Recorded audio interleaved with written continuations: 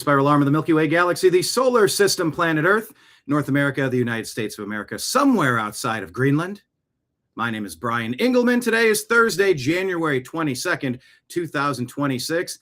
And this right here, the thing that you are watching today, is the Agree to Disagree show right here on the new American media, because the old American media has failed you. On today's program, we have two special guests. Looking forward to a robust roundtable discussing immigrations, customs, enforcement, borders, liberty, freedom, etc., etc., etc. Dan Johnson, Ford Fischer, on deck. Your comments. Type your comments. You're going to hear some different opinions today than you might normally hear on the TNAM Daily Show. So put your comments in for Dan, for Ford. Ford has been out there filming, and Dan has been working as I'll let him describe what he does. Some form of consultant, fundraiser, nonprofit, NGO, something. I'll let him describe it. But we have all known each other for a number of years in the liberty community. And we figured, you know what? Let's have a conversation together. So without further delay, this is where we begin the Agree to Disagree show here on the New American Media.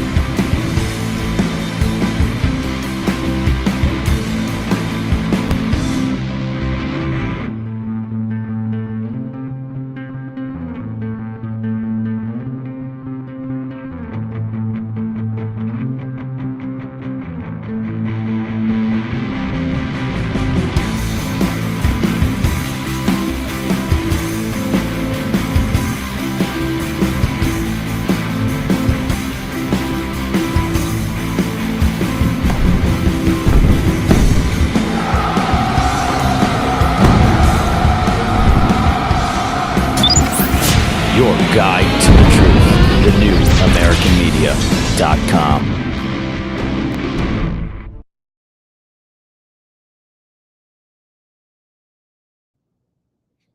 Welcome, everybody. Please hit like, please hit subscribe, please share the show with a friend.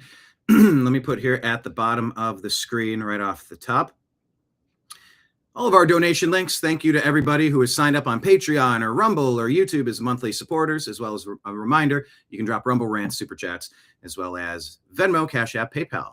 We're here playing songs on the street corner. The guitar case is open. If you like what you're hearing, toss something into that guitar case on your way. Let's welcome our guests for today's program. Mr. Dan Johnson. Hello, sir. How you doing? I feel terrible. Whatever the virus going around that everyone has, the mystery virus, I have it, and my entire family has had it. Whew. And if I could go into a boxing ring with it, I would. So that's currently where I'm at. you know, I think I saw like an animated Big Pharma ad where there's like a mucus guy in a boxing ring punching somebody. And you know how whether it's Joe Camel or a mucus cartoon, I follow Big Pharma if they have, Big Pharma, Big Tobacco. If there's a cartoon I'm in, maybe you could go to boxing with it. I don't know. Look, if the USC fight that's supposed to happen on the White House lawn involves fighting viruses, I'm in. Like, sign me up. Nice. Let's do that. We will bring in Ford Fischer. Yes, you do have your mute button. I feel like you have figured out the dump button, the I got a cough, I got a sneeze button. So yes, thanks for joining us on this day that you're maybe not feeling the best, but I think something you put out, and I planned on maybe having scrolled back on your Facebook timeline long enough to say, well, there was at one point you made a post after Charlie Kirk's assassination. Do you remember the post that you made? I don't know if you do. I could tell you my recollection, generally about what you said, but I was maybe curious if you recall. I think it was a post about, because that was a horrifying video to watch. I mean, being in political channels, I'm sure all of us got to see the actual uncensored video before it hit the news media. And having been shot at before, that was really difficult. That was really tough to watch. And so I thought a lot. I had a lot of different, I'd probably 7,000 takes in my head that I did not post. But I think the one that I did was that he at least put forward that we need to be able to talk about things, and that I wanted that to be the way that I handled things. And frankly, that's a big part of why I'm on this show and taking the time to do it. Yeah, and my yes, that's very close to my recollection. And there was an additional something along the lines of, in honor of that concept, like I need to try to find a way to, have some more of these in that spirit of we need to be able to agree to disagree. We should be able to talk. Whatever this, we got to build a silo, and then now we live in a silo, and we're hearing the own echo of our voice. We're like Plato in his cave or something. Fischer, thanks for joining us, sir. How have you been? Brian. My physics, since Dan has a physical health thing, I've been injured by ICE twice in the last week, but actually not the federal agency. One time it was while getting out to film ICE, the agency, I slipped on ICE, the state of matter. And so I've got a big old scrape on my knee. Also on Saturday when Jake Lang was a right-winger who showed up in Minneapolis and had people to deal with out there who were not happy about him. They were throwing and shooting sort of water around, and it was -7 degrees, or it feels like -7 degrees in the wind. I have 2 fingers that I still can't feel the tips of. That there was some water that actually like hit my camera, and like it wasn't like the thing where they throw boiling water in the air and it turns into ice in the air. It wasn't quite that cold, but it was like it got on the camera and then it freezes, and like the same, and it did also get like on my hands. So through 2 layers of gloves, I got that to deal with, but mostly unscathed. So I am now home. Scary, but mostly peaceful. Frostbitten, but mostly okay. Yeah, I'm now in the Washington, D.C. area, and we'll see where things go next, right? So I've been following, the subject of what you guys are going to be talking about, being immigration enforcement, right, has been taking place in the form of surges throughout the city of federal agents in different cities. So that started in my area, Washington, D.C. There was also kind of a pre-surge build-up action, whatever you want to call it, in Los Angeles. So L.A., D.C., I've also been to Chicagoland area, as well as New Orleans, and then most recently, more than a week in Minneapolis. So what you guys are going to be discussing, I have sort of seen up close, and it's sort of my hope to apply just kind of a experiential truth sort of to this conversation. And then the personal note that I would add is that I've known both of you guys for nearly equal amounts of time and from similar circles, and you've come out on very opposite sides of this subject. And so, I think it's a productive conversation that could happen, and I'm hoping to at least be able to facilitate that conversation to the best I can. Excellent. You mean you're going to bring lived experience in here? Hashtag facts over feelings. None of that. I just Twitter is our only source today. There shall be no facts. There shall be no experiences. Experience-based man yells if AI didn't make it, I don't want it. Well, look, I would like to start today with just this quote, and then I have a plan of how I'm going to do this, but something I wanted to find, I couldn't find the actual video of this, but this is a little meta, which maybe Norm Macdonald would have appreciated, but I recently rediscovered a clip of Good versus Good. There's a musician named Akira the Don who took his original music and worked in Scott Adams' lessons and quotes and in snippets from his podcast. May he rest in peace. May they both rest in peace, actually. But in this, it reminds us here where Scott Adams is referencing something Norm Macdonald said. The quote is, "The idiot sees the world as good versus evil. The cynic sees the world as evil versus evil. The truth that no one seems to be able to see is that the world is, and always has been, a battle of good versus good." And so you're right, Ford. We've looked at this issue of defending America's borders and having an orderly system of having a bouncer to the nation. Show your ID, pay your cover charge. We check the list, make sure you haven't been banned from any of the other nightclubs on the street to protect the safety of the people inside. And we have reached, I don't know, maybe not that we've reached any different conclusions. Let's talk it out. Before we get into it, first though, Dan, the 30-second elevator pitch version. Could you tell people about who you're working with right now and where people can find you for more information? Yeah, sure. So I've got two things. I've got my my consulting firm, which is Next Level Nonprofits. We help small nonprofits get consistent funding because there are change makers all over the country and all over the world right now who, if they knew how to raise money for their organizations, would be making the change that everybody's fighting about in politics. So you can look at me up at Next Level Nonprofits for that. And then because I can't stay out of this fight despite having 3 children who are 4 and younger, I have a Facebook page now called Not in Our Name. And we have been researching and chronicling instances of ICE abuse across the country and putting out those stories that meet our standards so that people can see, the biggest thing you lose in a fascist state is you lose truth. And once you lose truth, you have to regain that truth. And so digging into the actual stories of real people who have been harmed by this and what that should say about the guardrails that we put on the civil liberties that matter is what we're doing at Not in Our Name. And you can see that on Facebook. Thank you, Dan. Ford, tell us about where you're. Ford, by the way, a primary source documentarian. Am I getting the 3 words right? A primary source documentarian. You're just. Yes. So those 3 words, it actually took me like several years to come up with the right words to describe what I do.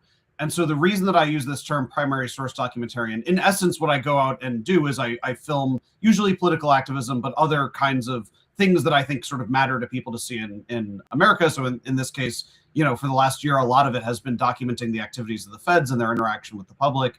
When I say primary source, what I mean by that is that I publish my work in a very, very raw format.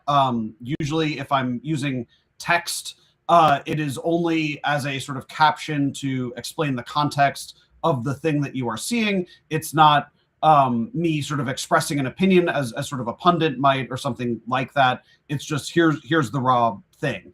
And the reason I say primary source is not just the rawness of the material, but because you have to have that first step of truth in order to get to the type of analysis that does lead to better outcomes. And so that can be documentaries or news relying on primary source, but also there's all kinds of researchers, perhaps like the ones that the type of work that Dan is describing, but it could go the other way, right? In any direction that somebody who has some point to make about the world has a resource, the building blocks, the raw footage that help describe what actually happens somewhere, and are also highly capable of disputing false narratives. When somebody describes something in a way that is inauthentic, right? I'm able to use raw footage often to dissuade somebody of the malignantly false information. When somebody says, this is a real example, like last year, patriots are now marching to the border, and they posted video of Proud Boys in Portland, Oregon from 2019, right? It was real footage, but the original footage helps you understand the context so that you understand how the disinformation is being spread. And it is my sincere belief that you end up with better outcomes both in media and society if you start with that kind of raw documentation of what's going on. Yeah, and I've really liked at least on the X side, the community notes. If there's enough people going, hold on, I'm calling bullshit. That little box is so helpful. I wish we had something for AI or parody where maybe it would have a green border. And it's like, whatever the funny thing is, be funny, use AI, fine. But can we just get a border for the boomers who don't? Did you see where the cat picked up the AR-15 and he was like totally out there? Yeah, right. No, Grandpa, it wasn't a real.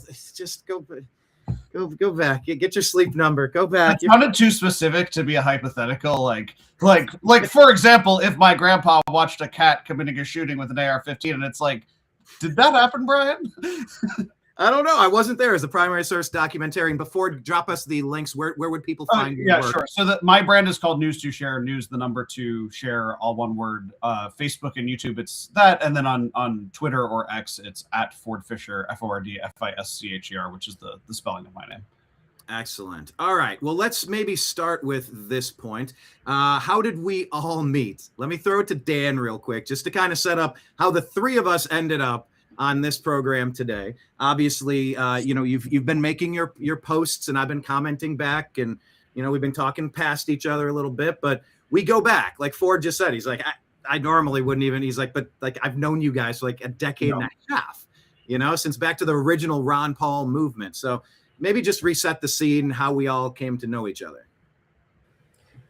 I don't remember. I remember that, Brian, you were either my first or second podcast that I ever did when I was a young whippersnapper in college and didn't even have an organization. I just had a YouTube channel with an opinion. Right.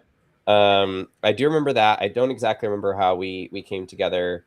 And Ford, I think I'm the only one here who has children, so I'm going to blame it on having kids. I don't remember how we met either. I think it was on a separate podcast hosted by somebody in the Liberty Movement. Margaret Cecile was definitely part of it. Liberty Revolution or something like that. We met on that podcast and had a really good experience. We were both guests on a podcast as the Ferguson riots were taking place. And in part, we were talking, I mean, the more things change, the more they stay the same, right? I mean, in part, what was being talked about is exactly the issue of police militarization as a response to, a problem taking place there.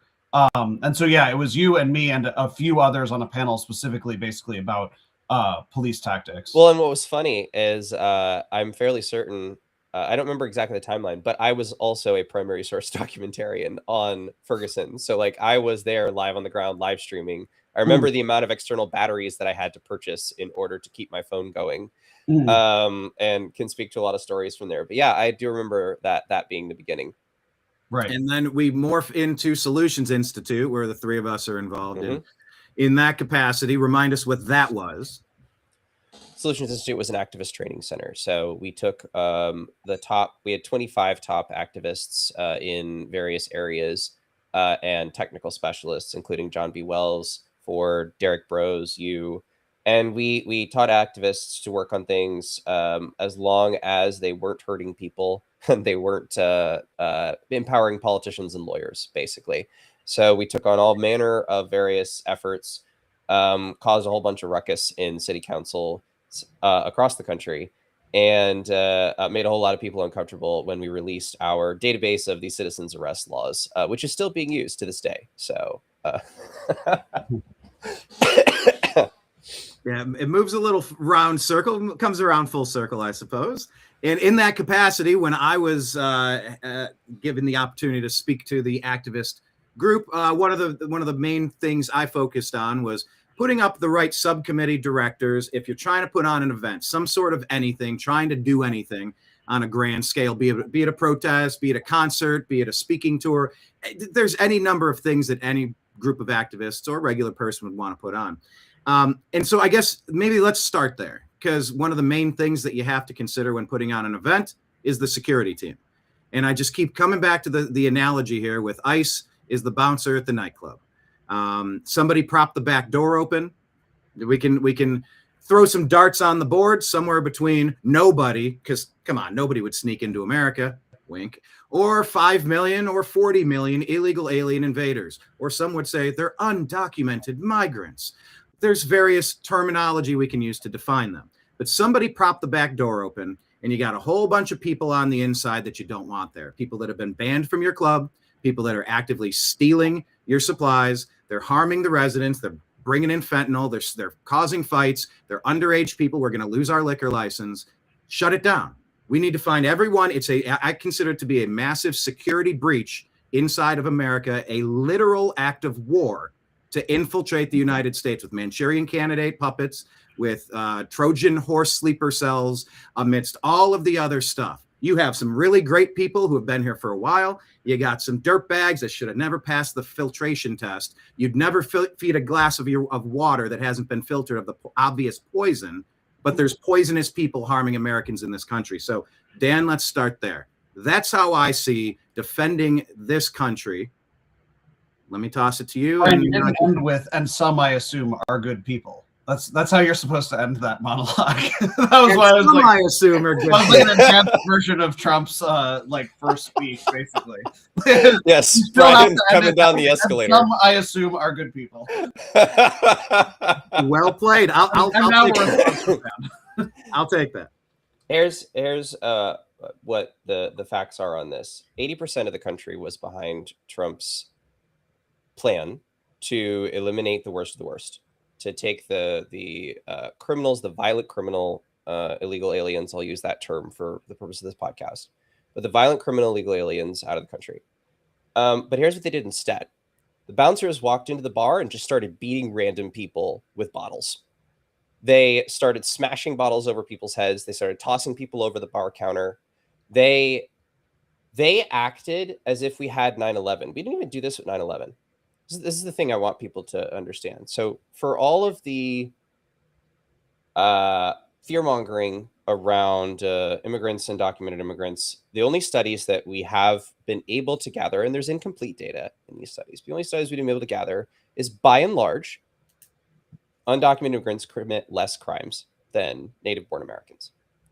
And there are criminal syndicates in this, the cartels, just like there are criminal syndicates within the United States. There are gangs, there are mafia syndicates, things like that. But we, on 9/11, did some very light version of this. So we rounded up about 3,000 people who were Muslim in New York. None of them were even remotely involved in any of it. We charged a bunch of people in court who had little to nothing to do with the attacks, and really nothing came out of that, and it didn't make America any safer. When we did that, everyone on this call was pretty frustrated that they would use that excuse of terrorism. But this time it's immigration. And they're doing worse than they did when 3,000 Americans were killed in the 9/11 attacks. And the excuses are coming from the kind of people who generally support the Constitution and are now saying, oh, well, this is such a big problem. We have to eliminate our entire history of due process, following the Constitution, the Fourth Amendment. It's the exact same arguments around this as it was for terrorism, except the actions themselves are so much worse. And once everybody in the bar is all bloody, Carolyn Levitt comes out and says, actually, everybody had a great time and we're happy to party again next week. Ford, everybody having a great time partying next week. You've been in several of these different cities. What are you seeing on the ground here? Yeah, so this is varied by city, and a fairly substantial variable is the degree to which people feel inspired to fight back, quite frankly. Another variable is the degree to which local and state police in any given one of these places participates or assists ICE. So just to put this in perspective, in Chicagoland area as well as Minneapolis, my experience was that the police essentially would not get involved whatsoever. So I have been in literal car chases with like the feds where I myself and others are on the chasing end, right? And so, the ICE and Border Patrol are driving, through red lights and things like that. And by the way, I mean, they're crashing into people sometimes, people and other vehicles.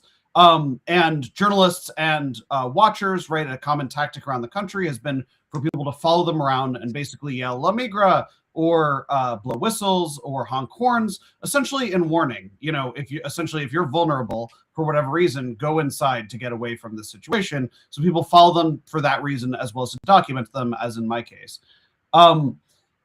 In general, there has been conflict that has followed them. And I think that they would argue that if people would just stop following us and documenting us and warning people, then this wouldn't be happening. They would also argue that the police separating the two sides of that, right, that kind of cooperation has a de-escalatory effect. So, I mean, I can see, quote unquote, like both sides of it. But the honest reality is that where they go, there has been violence and chaos. And you can place blame, again, however you want about that. And we can kind of like dig into individual situations. The Democrats, good. but just in general, like just to use the example of Minneapolis, a thing that happened on several occasions, right? So this is not just like a one-off thing. On several occasions in the past week, you had similar situations, which is that ICE is conducting some kind I'm using the term ICE, but to be clear, ICE and Border Patrol both operating within mainland United States, right? So like I have filmed Border Patrol take people, and obviously we're not on the border. And specifically BORTAC, which is sort of like the equivalent of like SEAL Team 6 or like Delta Force or something for Border Patrol, is doing, again, like within the United States operations.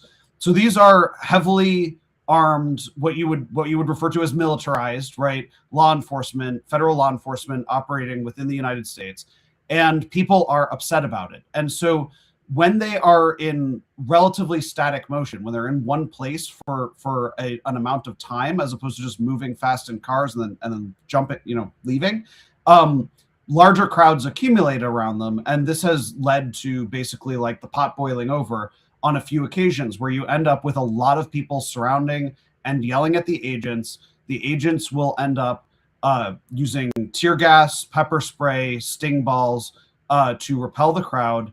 And the crowd accordingly, right, will end up in some cases throwing things like water bottles and snowballs.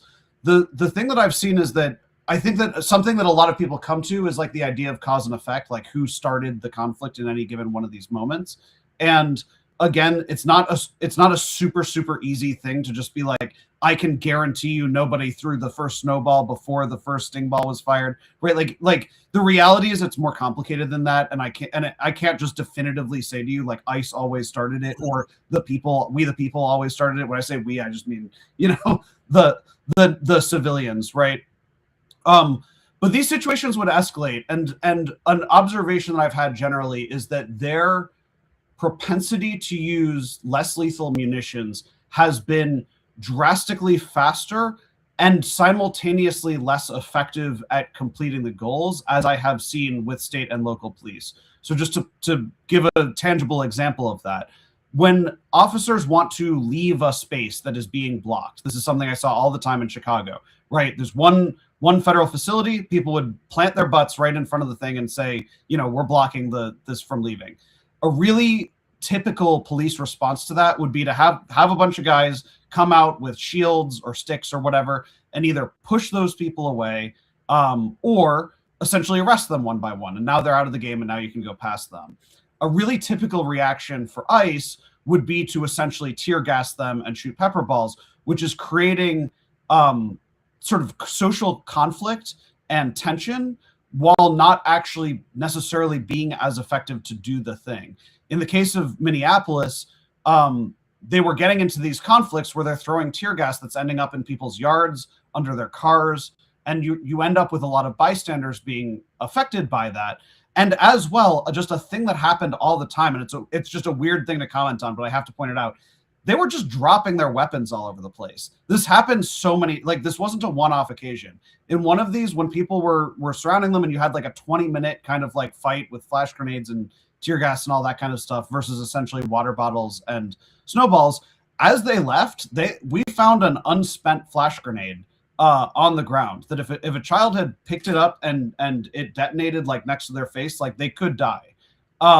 Similarly, on Wednesday night, so a week and a day ago there was a shooting. There was an alleged illegal immigrant who was shot allegedly in the leg while attempting to flee. And DHS's report, which at this point we don't really have video, is that essentially they had been chasing him and then two other people tried to assist him and it ended up in a 3-on-1 fight.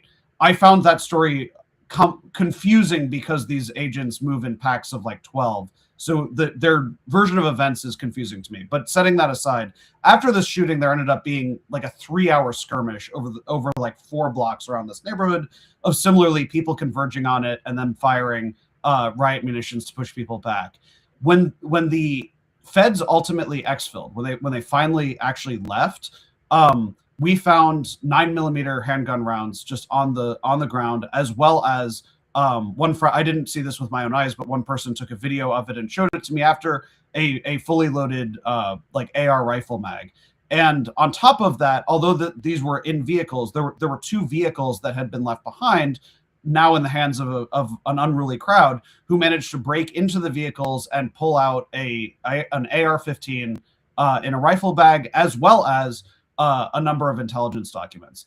I guess the point I would make is, those types of failings, I would assume that the Trump administration is frustrated by as well, actually. But I think that, to me, they are emblematic of a lot of these agents seem very new to the job, and they're thrown into a situation that is that would probably be considered tense and unusual for a 20-year law enforcement veteran, let alone someone who got 45 days of training, and now they're essentially fighting the public. Mm-hmm.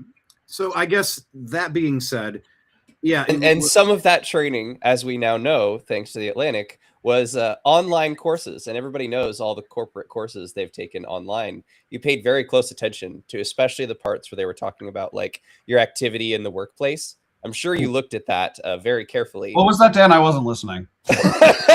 Exactly. So we got agents with online training and guns. Yeah, the part about keep your ammunition in your little ammo pockets, like they just they just glazed right over that one. All right. Well, that being said, to define the terms now, we're kind of hearing what's going on, what you're focusing on. Let me ask this question, not for Ford, because this is an opinion question. Dan, should every person who snuck into America or who is here and not a citizen identify themselves? There have been about a year now where the CBP One app has been changed to CBP Home. If you're in this country illegally, you get a free flight, you get $1,000, and you get in line. You have a chance to come back. No promises, no guarantees, but there's been a massive security breach.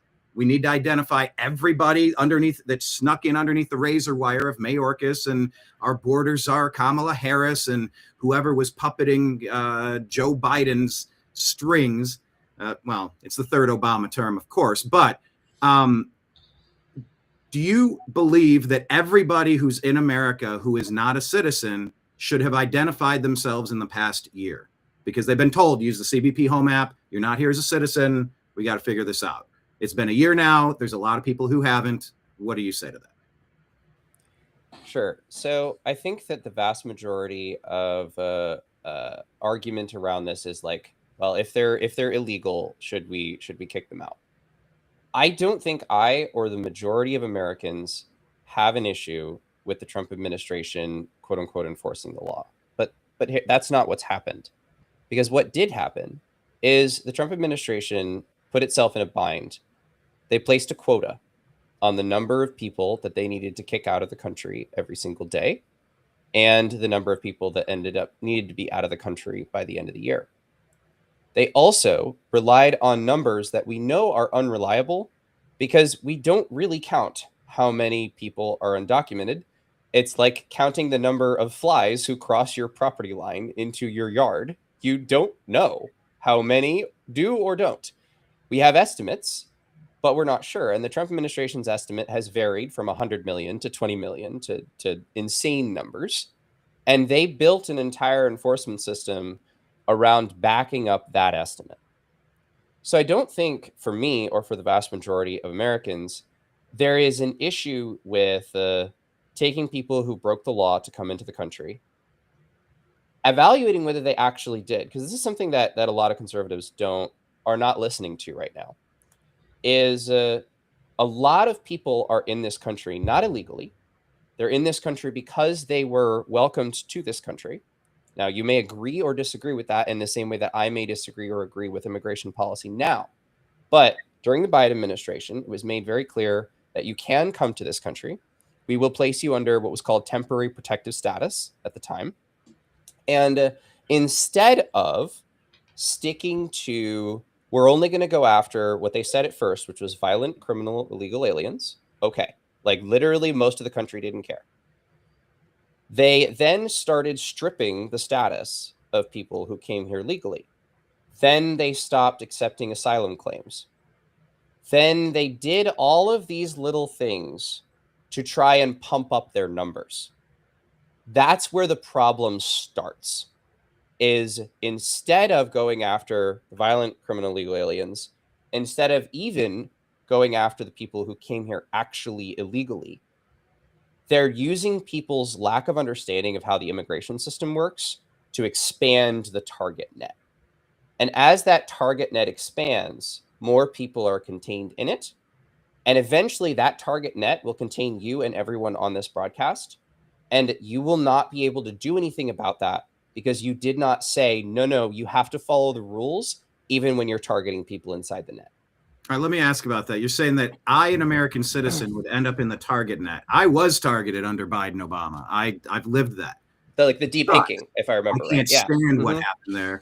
And I see this as a massive opportunity to grab the steering wheel and take our nation into a different direction.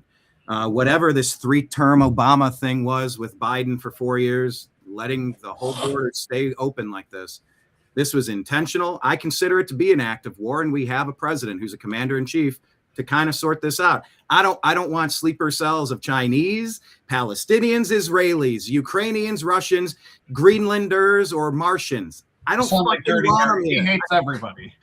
I equally don't want anyone here. Look, anyone that snuck in, I'm back to bouncer mode. We're in the nightclub. You go, all right, turn the house lights on. Say, everybody, let's see your wristbands. Where's your green wristband? Do you mean papers, please? You're in a nightclub. You either got in or you snuck in. Let's see your wristband. Everyone with the wristband, walk with me into this room. Anyone without, you gotta go. Now, I'm not in favor of taking out a billy club and, doing like a Goodfellas thing. You close the bar door and you make them regret their decision to mess around that day. I'm not in favor of roughing anybody up.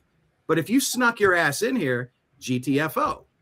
So, I do see this as a little bit more of an issue as, well, there's only a few criminals and they're committing the same amounts of crime as, on a percentage level as me. I don't care. There's a lot of bad MFers who are on the do not serve list, who broke bottles on a bartender's head across the street a year ago. You're banned from every club in here. You try to show your ID, you do not let this person in, they're fucking trouble. There's a lot of people who have been harming kids, all the Lake and Rileys. You could go through a laundry list of things that should have never happened because they were the most poisonous, most obvious thing that you would never allow in if you were checking everybody. So how are we supposed to find a legal framework?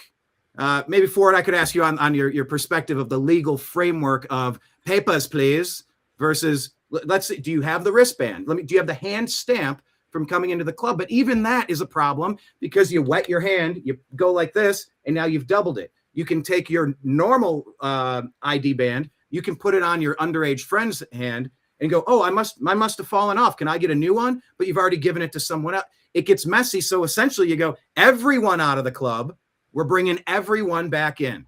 Show your ID. We're going to do this again. I don't know how we fix it, but in the legal framework, Ford, maybe how do you interpret it, or what are you hearing them complaining about in the streets? So I think that's, as Dan has pointed out, I think that most people basically are fine with what Trump says is happening, which is apprehending worst of the worst, right? And so that's using his language. But I think most people, generally speaking, they might have some line, right? It might not be, deport anyone who's ever had a DUI or whatever. But in general, when they post a picture of some guy who was convicted of rape in 2005 and then had a final order of deportation in 2019, and then they find him now, there's very few people who are going to kind of lose sleep over that. I think that a huge aspect of why people are scared in these cities is because it is targeting pretty indiscriminately and not in a way that is based on criminal histories. There's kind of two things happening parallel in these cities almost at the same time.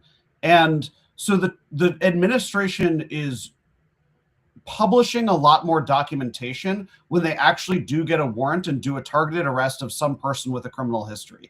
And in fact, I have some friends actually who are in, I would say, the right-wing media space who have actually managed to do ride-alongs with ICE or Border Patrol. And part of the reason why I haven't even tried to do this is because when they do that, they take you to ride along to go arrest, a convicted sex offender, so that then you get to say, oh, look, they're arresting a convicted sex offender. And again, I think that if that was all that was real quick, just point of clarification. You're saying you wouldn't do a ride along because you know it would result in removing a really bad person? Well, I'm not causing anything to happen by doing a ride along. My point is, I wouldn't want to do a ride along in part because I think that the operations that I would get to witness are being tailored to what I am documenting. I would prefer the tactic which I've had, which is following the action on the ground and then seeing what I see. And that has given me a more, I think, representative viewpoint of what these cities are actually experiencing. You mean you don't want Kim Jong-un to give you the tour of North Korea and show you all of right, the great buildings? It's exactly like that. If you go to North Korea as a journalist who's approved by North Korea, then you will not get to interview someone who's like, I'm starving. Like they show you, it's like in the movie, which is American propaganda. So I mean, we're coming full circle, but in the James Franco movie, right? He's like, but I saw a fat kid. But that would still be an important story to tell, especially if you're spending all your time next to the crazy lefties, as many view them to be, state can make, the foot honestly, soldiers of the Democrat Party who have essentially turned into a domestic terrorist organization. You would also get the other side being the group that's trying to grab the worst of the worst. And these people are blowing whistles, throwing. I'd love to see that. If I ended up, I mean, that would be a valuable point of view. If while I was chasing these agents, right, I then filmed them break into a house and pull out some guy, and on their way out they told me, like, yeah, see this guy, he, like, whatever, XYZ did some kind of crime, right, I would certainly report on it. My point wasn't that what I could capture by doing that isn't important. I don't want a tailored state created experience coming through my camera. But let me pause there. You are getting a tailored deep state experience. This is there's nothing organic or grassroots about this stuff. There are people that are pulling puppet strings, whether it's putting a tarantula and a scorpion together in Charlottesville and saying go, or funneling them off of the hill and then they had nowhere else to go. But I think we might be getting sidetracked because I really didn't get to say the actual thing. Now I'm losing grip of what was the original question, but I know it wasn't. Let me toss it back to you. Go ahead. Yeah, it wasn't spiders in Charlottesville. It was like the legal stuff. Yeah. So so as I was saying, there's kind of two parallel things that happen when these surges have happened in these cities. They are getting warrants and doing individualized specific arrests, which again, I think most people would be more comfortable with, as Dan has made that point. The thing that people are more so upset about and what's leading to street skirmishes and public outcry is the extent to which they basically are driving around, and when they just see somebody, they get out and detain that person and begin questioning them about their legal status. This is something that I've now witnessed many times. Legally, it is true that if you are not a U.S. citizen, you are basically supposed to have proof of your ability to be in this country sort of on your person. However, all three of us, right, Brian, Dan, and Ford, as U.S. citizens, we are not required to have that. There is no law that says you need to carry around your passport to be able to prove your citizenship. Now, the agencies, when asked about this, will deny that race is the metric that they're using to begin a conversation with somebody. And so I because of my non-opinion-y kind of stance, I'm not going to directly state that that's bullshit, right? But let me say that the perception by people in these cities is generally that they're not stopping, they're not stopping white guys and saying, show me your papers. And we now do have documentation as recently as this week of one of them saying, my probable cause is your accent. I'm talking to you because you have an accent. And so as a very specific example, and when I finish describing this example, I would love for Brian, for you to explain your response to it in specific terms rather than deflecting to something else. So do pay attention, right? Last week. No, I wasn't deflecting. I have a really great it hasn't happened yet. I'm concerned that what I'm going to say might cause a deflection. So last week, I can drop into the chat here to describe what I'm saying, but you could take it at face value. I followed, myself and other journalists followed around a squad of BORTAC. This is Border Patrol's tactical units, for more than an hour. And they hadn't gotten out of their cars. And we actually were on the edge of saying we should stop following them because we've heard about jump outs in other places. So maybe they're not going to do anything. And then they drive past what looks to be at oldest a 16-year-old Hispanic kid, and basically they all get out of the car and begin talking to them. The conversation takes place in Spanish, and I recorded it. I do not speak Spanish, but a translation offered to me by a journalist when we got back into the car who does and witnessed it himself, as well as I've sort of corroborated the translation of this since then from my video. The conversation essentially was, do you have your ID? And to be clear, this is a Monday at approximately noon. And he says it's inside my house. He's standing in what he is representing is his own driveway. And what they say to him is, we can't let you inside your house because if you go in, then you might not come out and we wouldn't be able to get you. So you don't have your ID. No, I don't. Get in the van.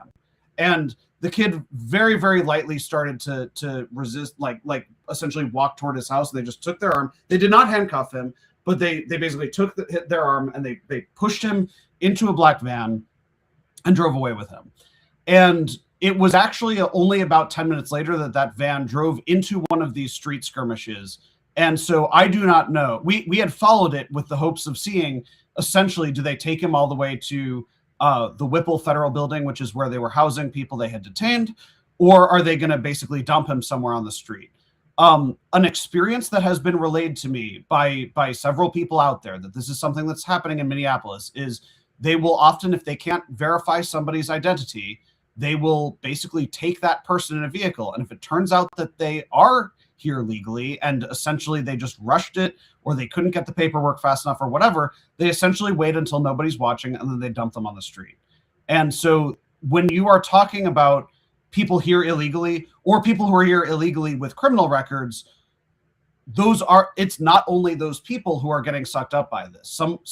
In this case, I watched a person be detained for no reason other than, you don't have ID to show me, but it was a child on his own driveway. And to be clear, students right now in K through 12 in Minneapolis are being allowed to do remote learning. So it would be perfectly, like, there's no truancy thing here, right? It would be perfectly normal for a kid to be at his house and to be on his driveway at lunchtime. For Brian, you may feel that, can't make an omelet without cracking a few eggs. Like, I don't know what your position on this is going to be, but I would ask you generally, what I just described to you, do you think that that's acceptable? I would toss that to Dan, because my biggest complaint, my biggest criticism, my critique, my frustration here, not necessarily, I don't know that I'm claiming to have all of the answers, but one of my biggest frustrations, Dan, was that maybe not a deflection, but a pass. Well, that was it was almost a interception by the other team, kind of. Alley kind of deal, they call it the hockey pass. It's a great pass, but then you make an even better pass. Because really, one of the major critiques that I've had reading your posts on Facebook, and I scroll back and I don't claim to read all of your posts or know everything that you're thinking. But I've seen close to 100% negative criticisms over getting the illegal alien invaders out of the country. And my response has always been, look, like I said, if you're identified as having snuck in the nightclub, I'm not for use of force in that situation, but you got to go back out and do the thing. And my frustration was, Dan, I haven't seen any suggestion. How do we improve it? If you don't like that one case scenario, or there was a guy, he was 74 and he's been here since 1970. I am sure there's piles of these stories. And Ford, I deflected because I don't know how to answer all these individual cases that I'm not up to date on. I did enough with the Renee Good. What is it? I mean, to be clear, what I witnessed is happening to a lot of people. Like, I would represent to you that my understanding of why these communities are frustrated, why they're following around with horns and honking and whistles, is because to them, vulnerable people are not just the worst of the worst, or even just people who are here undocumented. If you're someone who is here legally, but you're scared because federal masked up weapons and whatever might throw you in a van if they can't figure it out quick enough, right? Like, people are afraid of that, and it is not only if they have done something illegal that they have reason to be scared of that. So when you, I guess, as you guys are having a debate on this tactic on the tactics of ICE, I guess the question is, generally speaking, do you think that they've lost any kind of credibility by having done that? Would you wish that they would scale back, at least in that respect? No, that was to me, or that No, that was to you, Brian. I know what Dan's answer is. Yeah. And to be clear, I do have a challenge question for Dan later, right? I'm not just trying to pick on you, Brian. No, I don't know. Like I said, I want it done as efficiently and effectively as possible. And all of these people getting in the way and impeding in the federal investigation, it's not helping at all.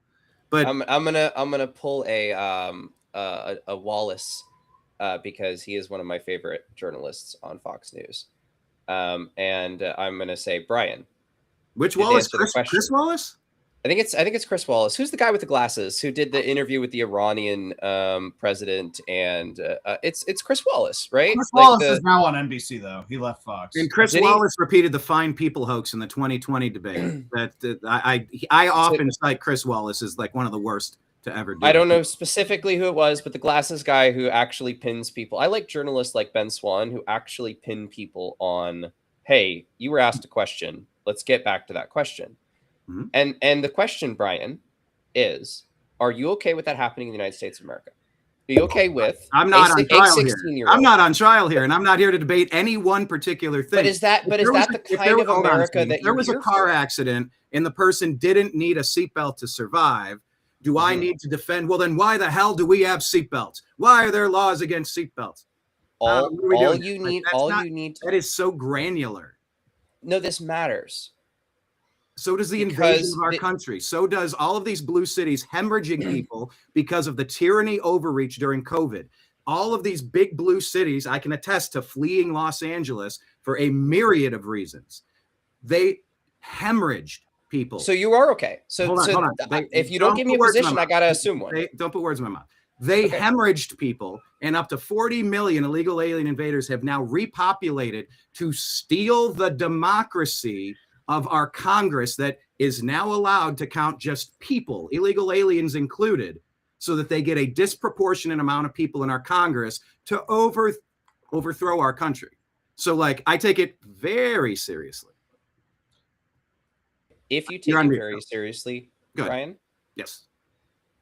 See, I think a question that people in this country have to answer, and not just you, but you are here, so I'm kind of pointing at you.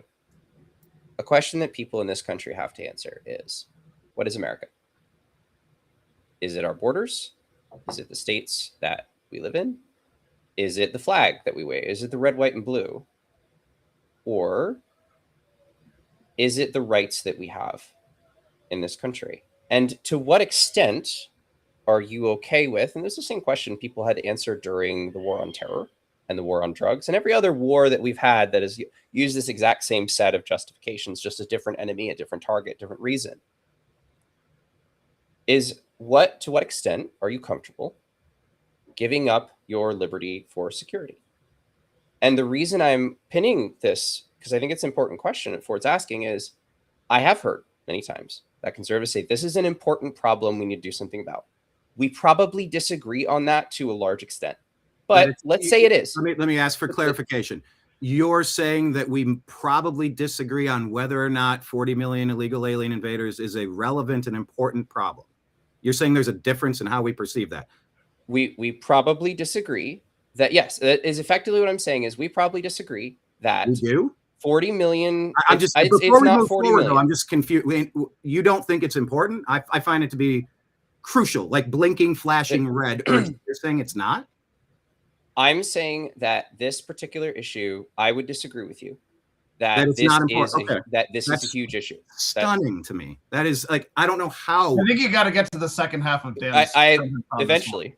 Well, I'm trying to understand the premise, and I don't understand people that could see a massive security breach like this and go, it's just not that important. At a certain point, Brian, what I would ask you, and I would ask your audience to do, is look at some of the specific stats on, for example, people always say that undocumented immigrants are going to overrun the hospital system. There has been research done on this. They actually use hospital services a lot less than native-born Americans. We can go through all of that, but that's not the point. Much more than zero. Because you could sit here and say, we're talking about 9/11. We could be talking about the war on drugs. You're talking about whichever issue it was. We could be talking about a full-fledged, this is the end of the world. We're fighting the aliens right now, right? Like this The straight up, there's a criminal UFO alien. over the White House right now. It's not immigration, UFO over the White House, right?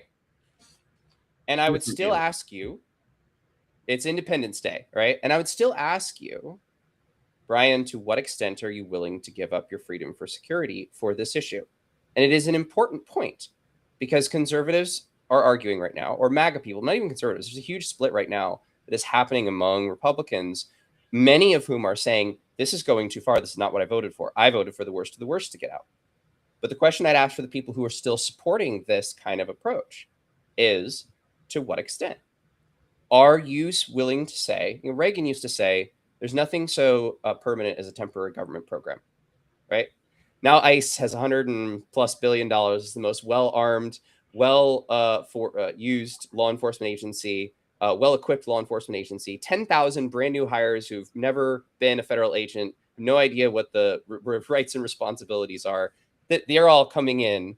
And what happens after the illegal immigrants go away? Are they going to go away? No government program ever does. So who are they going to be trained on next? So the question you have to ask yourself is, what am I willing to give up for this issue? And that is why I'm pushing on Ford's question about the 16-year-old kid. Do you want America? Is America to you? Yeah, I don't see that as giving up your liberties. I don't see that at all. That's okay. Common So sense, you would say that cops can no. with no suspicion. Take that one situation aside. Like I'm not playing the game where, well, this happened to Jimmy. It's like what I see happening is the left in a desperate ploy. They're polling at 17, 18, 20%. They're very unliked. All of the fraud in Somalia, all of the fraud in Minneapolis, all of the fraud coming from that Democrat Party. It is everywhere. And you wonder where these radical ideas are coming from that side. They're importing people to gain political power, to vote out the American citizens that have a voting interest in determining what this country is. I don't consider it a bad thing when you identify the people who are here and get them out. The people that don't belong here, they're not here legally, fine. But my concern was that I haven't seen you post anything thankful, happy, appreciative of removing thousands and thousands of absolute dirtbags with the piles of abused American bodies like Laken Riley, and read off the list if you want. We can't get them out until we get them out. We can't get them out until we identify everybody. I am all about finding a better way to do things, but if the premise is it's not a problem, I mean, we've reached that plateau. We've reached that spot in the road. We can't continue straight anymore. You turn left, I turn right. Like we're just drifting further apart because you're saying it's not an urgent issue. It's very urgent.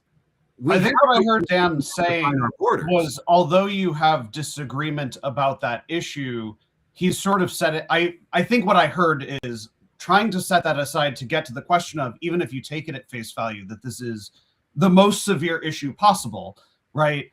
Are you okay with the solution? And the answer that you just gave addresses the problem, but the problem is really bad. And so I still haven't actually heard... Dan, do you have a better solution? I'm all for listening to that case and go, okay, well, what's the improvement to that? I really legitimately want to hear some of your, like, what would make that better? If you say that's something we can't accept as Americans, okay, respectfully understand. What would you suggest we do better? I'm not trying to argue, but as a question, are you saying that you are not okay with a society where, without any particular individualized suspicion, police can approach somebody and ask them for their ID and take them away if they don't have it?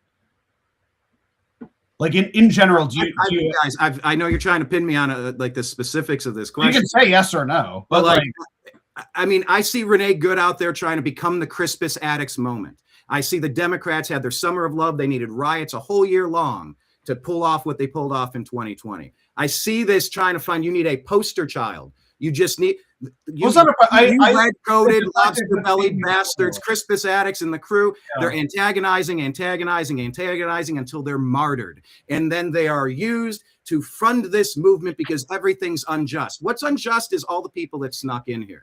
And I just keep going back to how do we fix it? It's not these guys that turned the water on and flooded the house. You got black mold creeping up the walls everywhere. Well, I can't believe when you took out the drywall, you hit an electrical line. It could have burned it all down.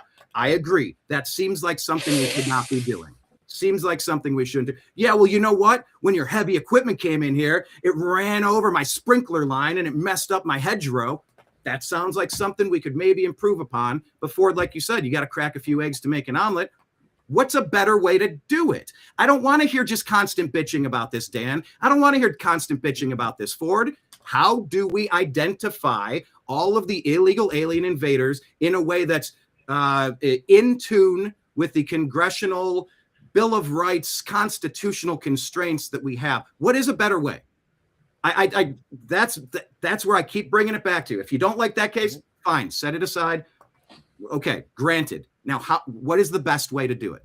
Or if it's not a problem, we're just not supposed to do it, and we're just going to keep pushing for a civil war in the streets. That's the only option we have, because that is bleak. That's bleak as shit to me. I think that's a fair question, and my answer to that is similar to which is why it brings so many flashbacks to me, right? To the very issue that I came on here to discuss initially, which was the overreaches and the war on terror. The answer to the people in the war on terror who are also arguing, well, you don't want due process, you don't need due process, it's too slow, you can't actually punish people, is that America created the greatest system on earth. America created one of the greatest countries ever on earth. And we did that through one key thing. We recognized the value of individual rights and liberties, and we did our best to defend that first, and then everything else. That was what makes us different. That was why you can look at the millions. Well, we'll use 14 million because I think that's kind of a generally agreed on estimate. 40. If we know a 14, I triple it. No, I'm at 40, okay. And I'm locked in on at least 40. This has been a joke between Brian and I when we've talked about this in private. Is he keeps escalating the number, and like, yes. He'll say, oh, when 80 million, and then the next conversation he'll be like 100 million of them. Well, I was going to say he's not as radical as Laura Loomer, who said 100 million. So we're not at Laura Loomer level depends on the day. Just yet. But okay, all right. So the reason they came here instead of anywhere else, the reason that immigrants always come here instead of anywhere else, the reason that the United States is one of the places that when people are in trouble, they go to, is because of this long-standing respect and honor of individual rights that we have.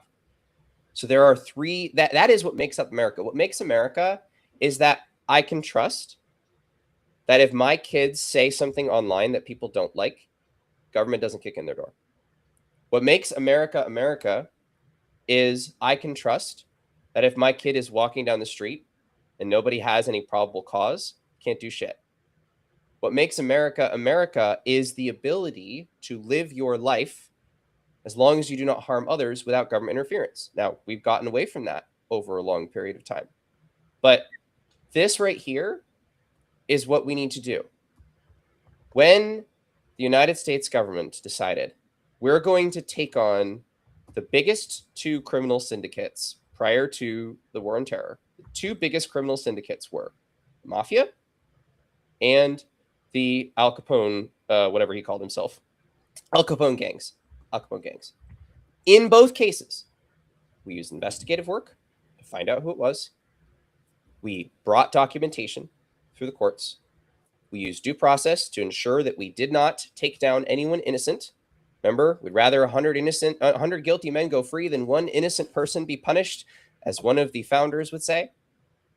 We did all of that. And we took down some of the biggest syndicates, and we took them down personally. And there were no protests in the streets saying, oh, we need Al Capone, and oh, we need the Mafia. Nothing like that. This is anti-Italian discrimination. Yes. And we were picking random Italians off the street and being like, are you part of the Mafia?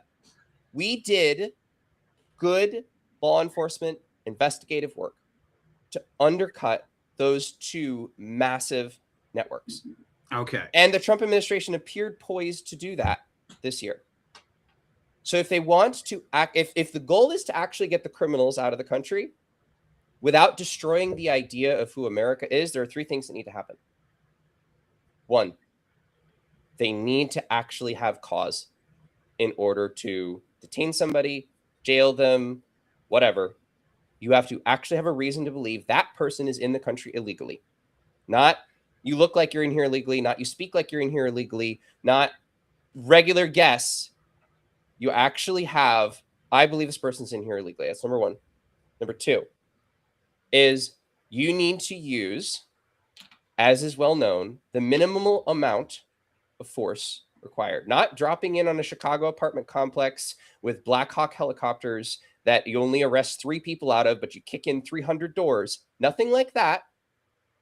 But the minimal amount of reasonable force required, and police departments across the country are saying the exact thing. And then number 3 is you need to stop lying about when you make a mistake.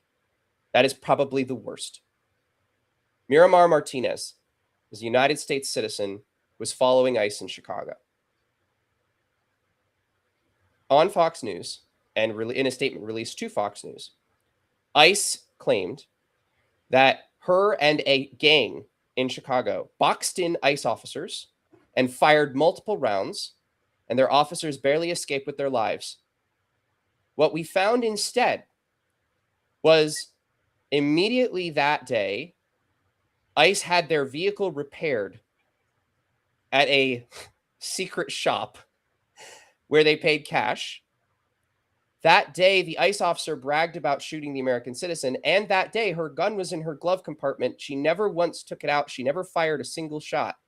And 3 weeks later, the Department of Justice dropped charges against her in the final admission of guilt. But what was bandied about was that ICE agents were boxed in and shot at by a gang who was trying to stop what was happening. If you allow your government to blatantly lie about the people that they almost kill, there is nothing they can't do. There is no reason they can't say that you, Brian, were impeding when they ran into your car, like happened to a young man in California, when he stayed to get the paperwork for his insurance. They arrested him because they didn't want to be at fault. When that happens and they go on the DHS Twitter and they say Brian Engelman was impeding and he was a violent criminal that was involved with gangs, and ICE was used necessary and proper force to detain him and arrest him, and ruins your life. If you allow that to be the standard in the United States. Is that the standard or the outlier, the vast outlier that's Standard. being popped up to be something that's sympathetic? You're saying it's not an important problem. We shouldn't even worry about grabbing the Trisha McLaughlin publicly posted the statement that Dan is describing. Yeah, and not even that. Let's use a more recent example. That's yet another case to make the point that we shouldn't remove the 40 million illegal alien invaders.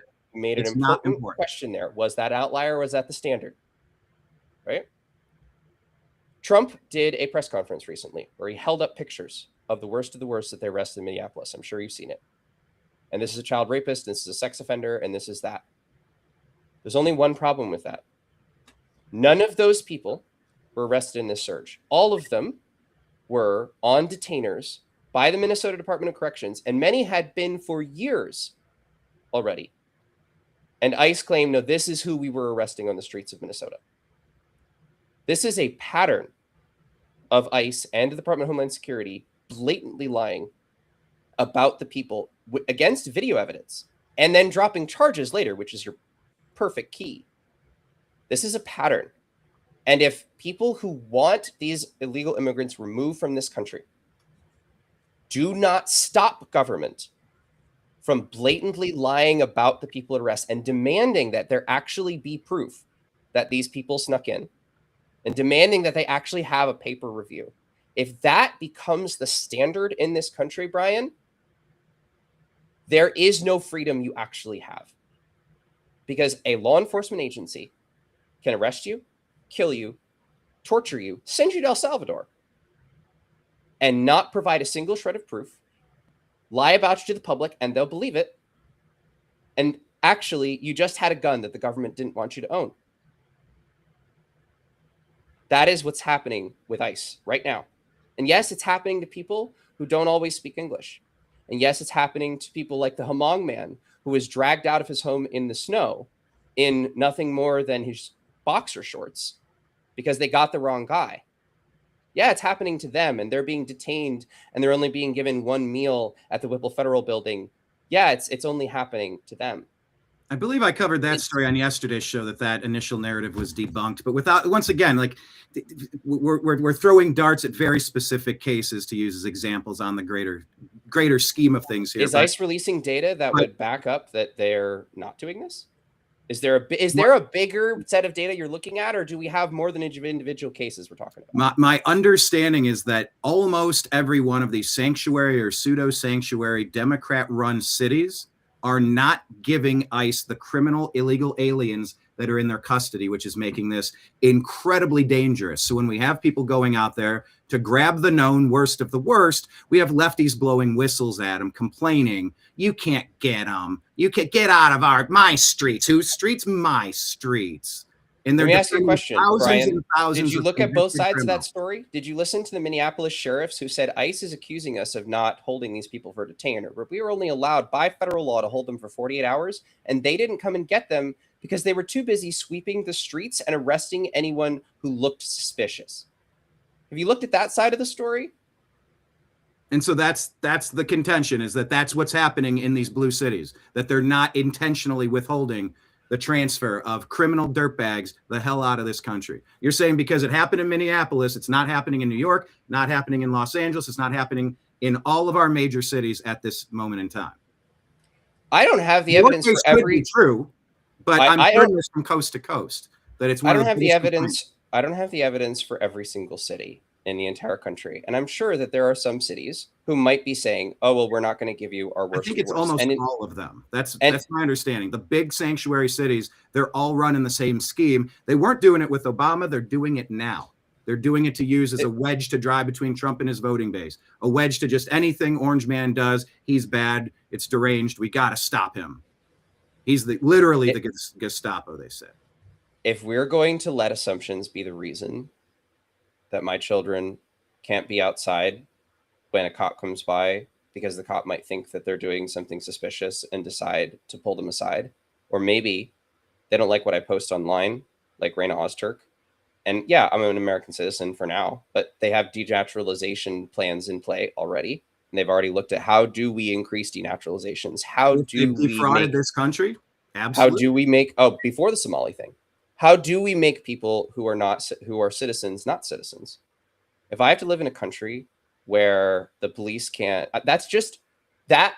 If we're going to come to a point where we agree to disagree, Brian, it's on this. As an American, I have rights. And that is what makes me different than a European. It's what makes me different than a Canadian. It makes me different than anyone else, is that I have the right to restriction on somebody being able to accuse me of a crime without any evidence. That I have the right to say what I want about my government, and if I don't make a direct, specific threat to kill or otherwise injure a law enforcement officer, that I can say that. That I have the right to follow and film any public official in any capacity, anywhere in the country. Those are my rights, and that is what keeps my government from turning into China. That is what keeps my government from turning into Venezuela, is that every single citizen has the right to do those things. ICE has called one of them domestic terrorism. ICE has already arrested people for doing at least two of the others. If this continues, when the illegal aliens are gone, and all of those new jails that ICE has built are still there, and 10,000 federal officers need to be fed and secured and clothed, whoever dissents is next. Happens in every country. We're no different. This is what authoritarianism looks like. But it's also what the rule of law looks like, Dan. If you don't have a nation with borders and you keep people from sneaking in, you're going to get eaten out of house and home. If you have $100 cover charge to enter a venue, and the people coming in, they're grabbing all the liquor bottles from behind, they're getting into fights, they're stealing shit, they're causing problems, people are overdosing, underage kids, you're losing your liquor license. It's out of control. Essentially, you're saying, well, the Democrats got away with this scheme. There's nothing you can do to stop it.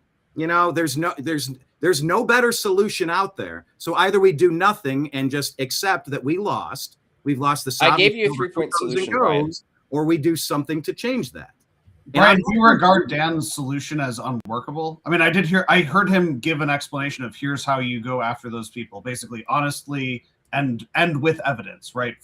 Do the investigation, go get them. Do you consider that to be something that Trump is incapable of accomplishing? Or has Trump hired people too incompetent to do that? Has Trump hired people to? I don't know about that. Well, do you think that's an unworkable solution? Investigate who they are, get warrants, go get them, right? Or whatever, right? But like within the parameters of what Dan described, is that not workable in your opinion? I don't know. My understanding is that is happening. I don't know to what degree, what percentage. 99% of the time, 1% of the time. I don't know. But I mean, to be fair, it is happening. The damage done is what needs to happen. So let's do it the best way we can. So as described, some people are being arrested on warrant. I mean, so that process is occurring to some extent. But they are being blocked by a lot of Democrats in blue cities. I've never heard that that's been debunked. That's obviously true.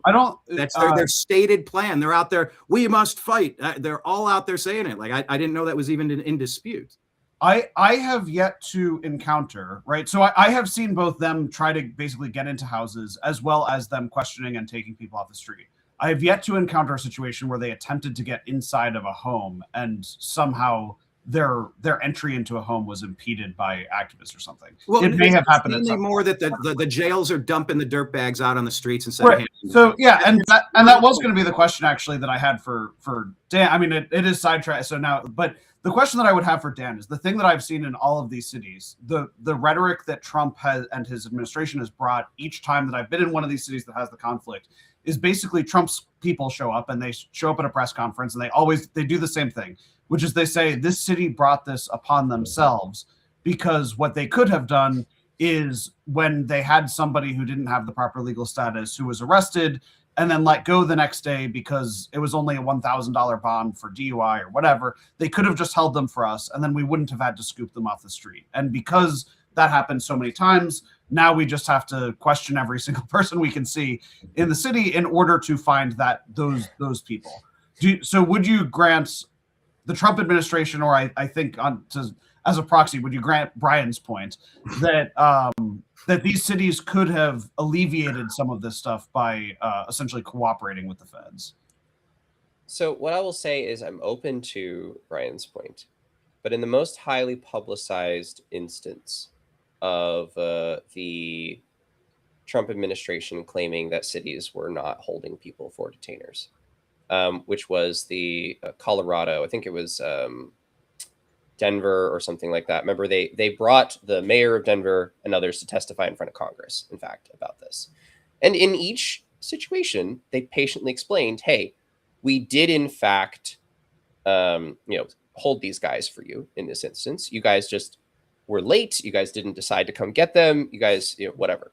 I just find that's so difficult to believe. It aside from a couple of examples, on a grand scale, I couldn't imagine that being policy. But here's the thing, Brian, is if we're going to make decisions about how people's lives should be run, which is very unlibertarian, but that appears to be the goal. We're going to make decisions on how people's lives should be run. And no. Well, not in a snide way. We're in the homeowners association. If you don't own a home in the homeowners association, set aside the fact that we might all hate homeowners associations. Yeah, that's a terrible example. But look, I had to serve on mine for 15 years. You're either in the group or you're not. And it clearly remade you. Yeah, that's what did it. No, but either you're a member of the group and you have voting rights or you don't. And it is important that the people who decide to run the barriers, the borders of the United States, you have certain guidelines. And when they're not met, they have to be addressed. And it's like, we got in. You can't kick us out. It's like the hell we can't. This I'm how many homeowners? Find, but we have to do something about it. Except you're saying it's not a big problem, and it's just I want a world. You're concerned about a world where your children can play in the front yard and not get snatched up by the literal Gestapo. They're literal Nazis. How about I want you to live in a world where your kids can play in the yard and not get Laken Riley'd by a fucking dirtbag, a known piece of shit that should have never been here in the first fucking place. That's where my heart aches. I consider myself to be the shepherd mentality, trying to look after the flock. It's not about making decisions for other people. It's about making sure the people inside the nightclub get to enjoy themselves without some dipshit coming in and bringing a shitload of problems to them, ruining their day, taking their life, stealing their money, and getting us shut down. I see everything under attack from the last 12 years of Obama. And yes, you can say he was there during his first term running the grand conspiracy. We're up to 16, 17 years of this shit now, roughly 2 decades. We've gone off the rails as a country. I consider it to be quite significant where we're at. Just for the record, in your math, did you just count the Trump terms as Obama terms, for the record? 100%. 2 impeachments, the grand conspiracy, the Steele dossier, everything. Yeah, Obama's still in charge right now. That's called the deep state. It's the apparatus of alphabet agencies that survive every president because the blob is more important than the individual. I finally see a commander-in-chief that kind of, at least sometimes, appears to give the presence of giving a shit about making this country better instead of looting everything not nailed down like the Democrats are doing with the Somali situation in Minneapolis. Like all of the NGOs, all the nonprofits, all of the scam, the waste, fraud, and abuse that Doge identified, but the rhinos couldn't codify with the law. I see a really deep problem, and I see trying to fix and remediate a very dangerous mold situation. But if we can't even agree that the black mold is toxic, I mean, Dan, I want your kids to play in the front yard without being snatched up by a dirtbag, getting crossfire from some gangbanger. People that should have been on the do not serve list because they were known dirtbags. You're a kid abuser, man. You got no effing right to be here. And if you're here and you're nice and you're trying to just work, identify yourself, CBP home, do the thing, get in line, come back, work, go through the process. There's supposed to be a process. It's just, but this all veered off when you said making other people's decisions for them. We need some guardrails so the car doesn't fall off of the side of the mountain. So I took exception with how that was phrased. I'm sorry. If you were finishing that point, let me hand it back to you. Back to Dan. This is the thing that makes me the most sad, I think. Is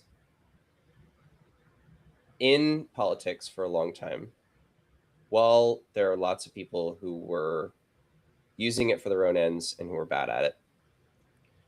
I think it was C.S. Lewis who said that there is nothing more dangerous than a person who believes their cause is righteous. That person, because that person will ignore the pain, they will ignore the suffering, they will ignore the trials and tribulations of those who stand in the way of that cause. That is what makes them so dangerous. And I think today that there are a lot of people who are more willing to advance a righteous cause than they are to make sure that everyone gets treated equally and properly. And it's the same arguments, Brian. If you were looking at any of the discussions we had about the war on terror, you were asking me slightly different questions, but it's the same arguments. It's the same. In order to find all the people who are in the bar, you have to arrest everybody in the bar and make sure and check their IDs and get them all out of there. It's the same argument, terrorism. In fact, it's probably I don't know if everyone gets arrested. If you're caught stealing a bottle of Absolute from behind the bar, that person's arrested. If you're known to be the person, the coyote who ran the cartel of human trafficking through the back door, and we know that you helped prop the door, we can identify you. Yeah, I want that person arrested. If you knocked somebody out or you roofied somebody and you abused them in the back room, I want that person arrested. I don't really want, people could say, hey, I was here with a bunch of friends. We took a van. They said, come on in. I thought it was okay. I have some sort of sympathy there. I'm not a fucking monster. But I'm So also you- obvious to realize that the greatest system on earth, we called it what it say? Yeah, just we've created such a great system. If it's so great, it shouldn't be used against us like a weapon this way. It shouldn't be able to be used against us in this manner. Ha ha, we broke the law getting in here. Ha ha, it's going to be real tough for you to get us out. We win, it's over. We get extra congressional If you control, we get care, extra votes. And by the way, let's make sure we run another mail-in operation, but that's a completely side topic. But it's not a side topic because I see sorry, last sentence. Because I see a party that is so disliked by the Native Americans in this country, they are willing to burn it all down just so they can govern over the ashes. And so that's what I see our commander-in-chief trying to fix in a time of war. I see it more seriously. I see it more urgently. Red lights flashing. Final point on that, Dan. I wanted to ask Ford about Don Lemon, and I know we're probably at the point. I do feel like Dan was in the literally like mid-sentence. I'm happy to answer about Don Lemon. I said, let me give it back to Dan. Something important. I said, let me give it back to Dan, and then I do want to ask Ford about Don Lemon, and then, I know we're right around the time that we've allotted for today. So I was trying to throw it back to Dan there. I know I've jumped in a couple times, but I've tried real hard to let you get all your points out. I'm an ADD kid. If I don't write down my thoughts or say them while I'm thinking it, you miss the moment to make the point. So back to you, Dan. What would I say to everyone who's watching this broadcast right now who says that this is a problem that needs to be urgently done something about? I would say that if you're right, then you should want this to be a problem that gets solved and you still have America afterward. In the same way that you want a police sniper to only take out the school shooter and not half the students in the school. In the same way that if you believe genuinely that this is a real challenging issue, and I'm not an immigration expert, so I don't pretend to be. I'm focused on the civil liberties aspect of this. This is about the process, about how it's done. Then if you want there to be an America that respects Brian's position, that you do want people who've actually, in Brian, every time you talk about the person you want arrested, you say this happened before, right? They just drove in with their van. I'm not talking about those people. I'm talking about the people who banged their head over with bottles. I'm talking about, people who stole the absolute. Every single time you talk about the person who you want to get arrested, you're saying they did something before. But what we do to know that is we have evidence. We look at the evidence to know they did something before. We don't just let their jealous ex-girlfriend say, Brian stole the bottle of Absolute behind the counter, and that's enough. We don't let that happen. There's evidence. And then we expect the officials to look at the evidence and to be as impartial as we hope about it. And then we allow the chips to fall where they may, because we know that person gets a say in their own defense, that they're maybe not that person. And that's how we protect what's left after this immigration issue is over. And that's what I'm urging everyone who's listening to this to do. Because once that's crossed over, it doesn't come back. Look at the war on drugs. Look at the MOVE bombing. Look at all the different ways. Look at Ruby Ridge. Look at Waco. Once you let the government do it for a good reason, they will do it for their own reasons. The deep state will do it for their own reasons, and you will have justified it to the public, and so no one will believe you when it's a problem. But the deep state, I contend, has been doing it for decades, and this is the first, perhaps last chance we have of undoing the decades of damage done. Don't turn into the deep state in the process. Ford? So, I mean, I would ask as a question, as a premise, I will add, I kind of saw this happen from the war on terror into Joe Biden's characterization of the January 6thers as terrorists, right? A lot of Democrats, a lot of liberals became exceptionally happy, right? As compared to their history of approval with the FBI. as they characterized each individual January 6th as their own case of terrorism, so that the FBI could say we made 1,600 terrorism cases with our Joint Terrorism Task Force. SWAT raids against every type of defendant, even including misdemeanor defendants and so forth. And a premise that I heard a lot of conservatives say is they were using those tactics against those Muslim folks. We didn't think that was going to happen to us. Tucker Carlson made a 3-part documentary called Patriot Purge with this exact premise, where he would show montages of them like kicking in the doors of Al-Qaeda people and then being like, and then it happened to the conservatives. So we're back to stage one, right? In this moment, the person who's being targeted is the person that the conservatives are happy with. The question I would ask you, Brian, maybe as a different framing, is whether or not you accept that it's problematic now in the way that it's applied. Would you be okay with the same tactics being used in this moment being inherited by a president? Well, you say that we're emerging from Obama 3. So Obama comes back, King Obama, right? Are you cool with him inheriting federal agents essentially with the same parameters that they have now? No, I mean, I think we're emerging from a whole shitload of tyranny, in my opinion. I haven't seen Brian answer a direct question this entire stream. And Brian, if this is the way you're going to handle it, man. Like, are you going to be okay with the future? And you're like, let me tell you about the past. Brian's going to be like, oh, but that Russia thing was bullshit. Right. Brian, answer a fucking question, will you? Right. Brian answers like, Castro's got a whole other thing coming. So really simple question, right? The tactics being used by federal agents today. I'm in favor of improving every tactic. What I hear from Dan is I don't like any tactic.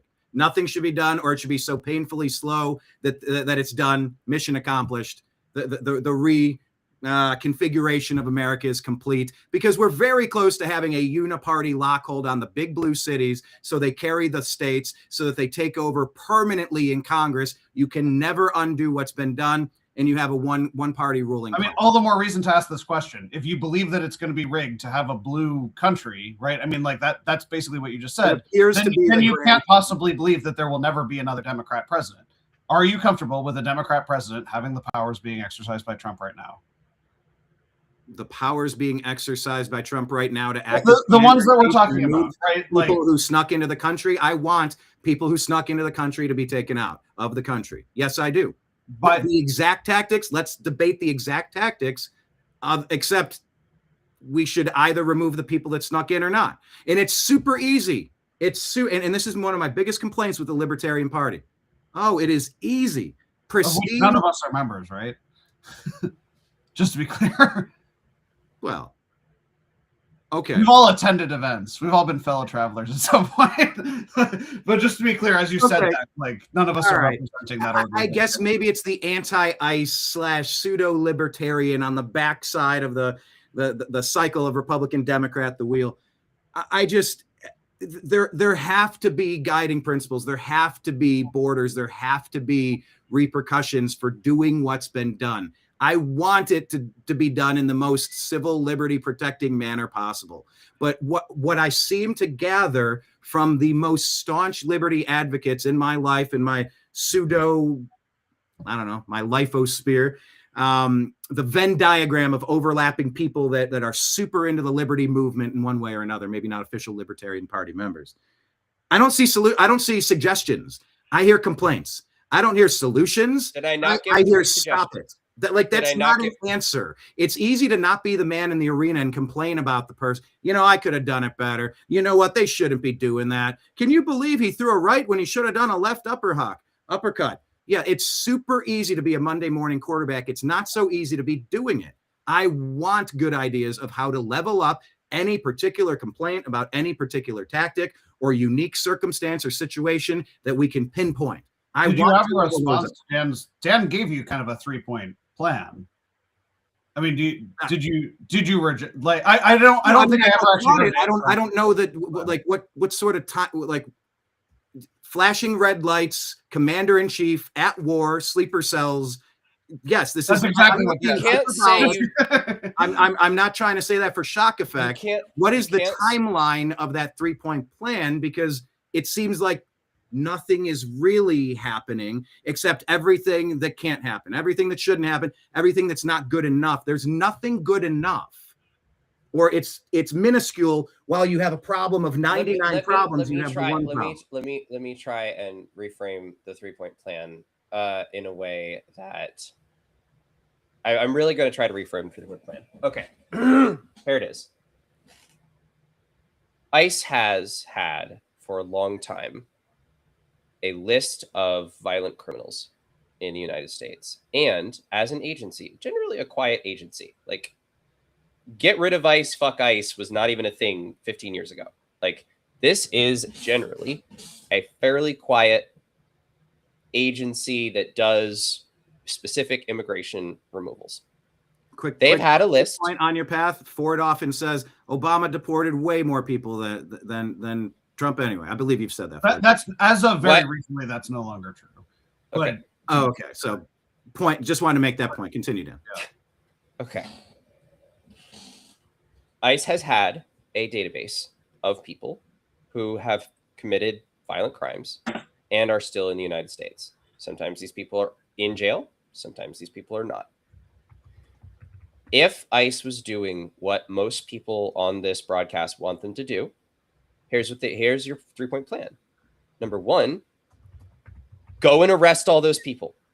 Go get warrants. Go arrest all those people. Throw them out of the country. That is number 1. Is go get warrants. Go arrest the worst of the worst. Go throw them out of the country. Take those 10,000 ICE officers and instead of swarming the streets like it's Fallujah, go arrest the people. You know where they live. You know where they are. You can go break down their doors. Get warrants. Go get them. So that's number 1. Number 2, close the border. You've done that. Cool. 2, that stops the inflow of people. You've mostly closed the border at this point. It's pretty well walled off. It's practically a military zone. Great. That's number 2. And number 3, flood the immigration system, particularly the immigration court system, with money. Flood it with money. Because the number 1 thing that is putting people into a legal gray area are people who apply for asylum, and it takes 10 years to hear them because there's not enough immigration judges. Flood the system with more judges so that you can hear people quicker and they don't stay in the United States for 10 years while we don't know who they are.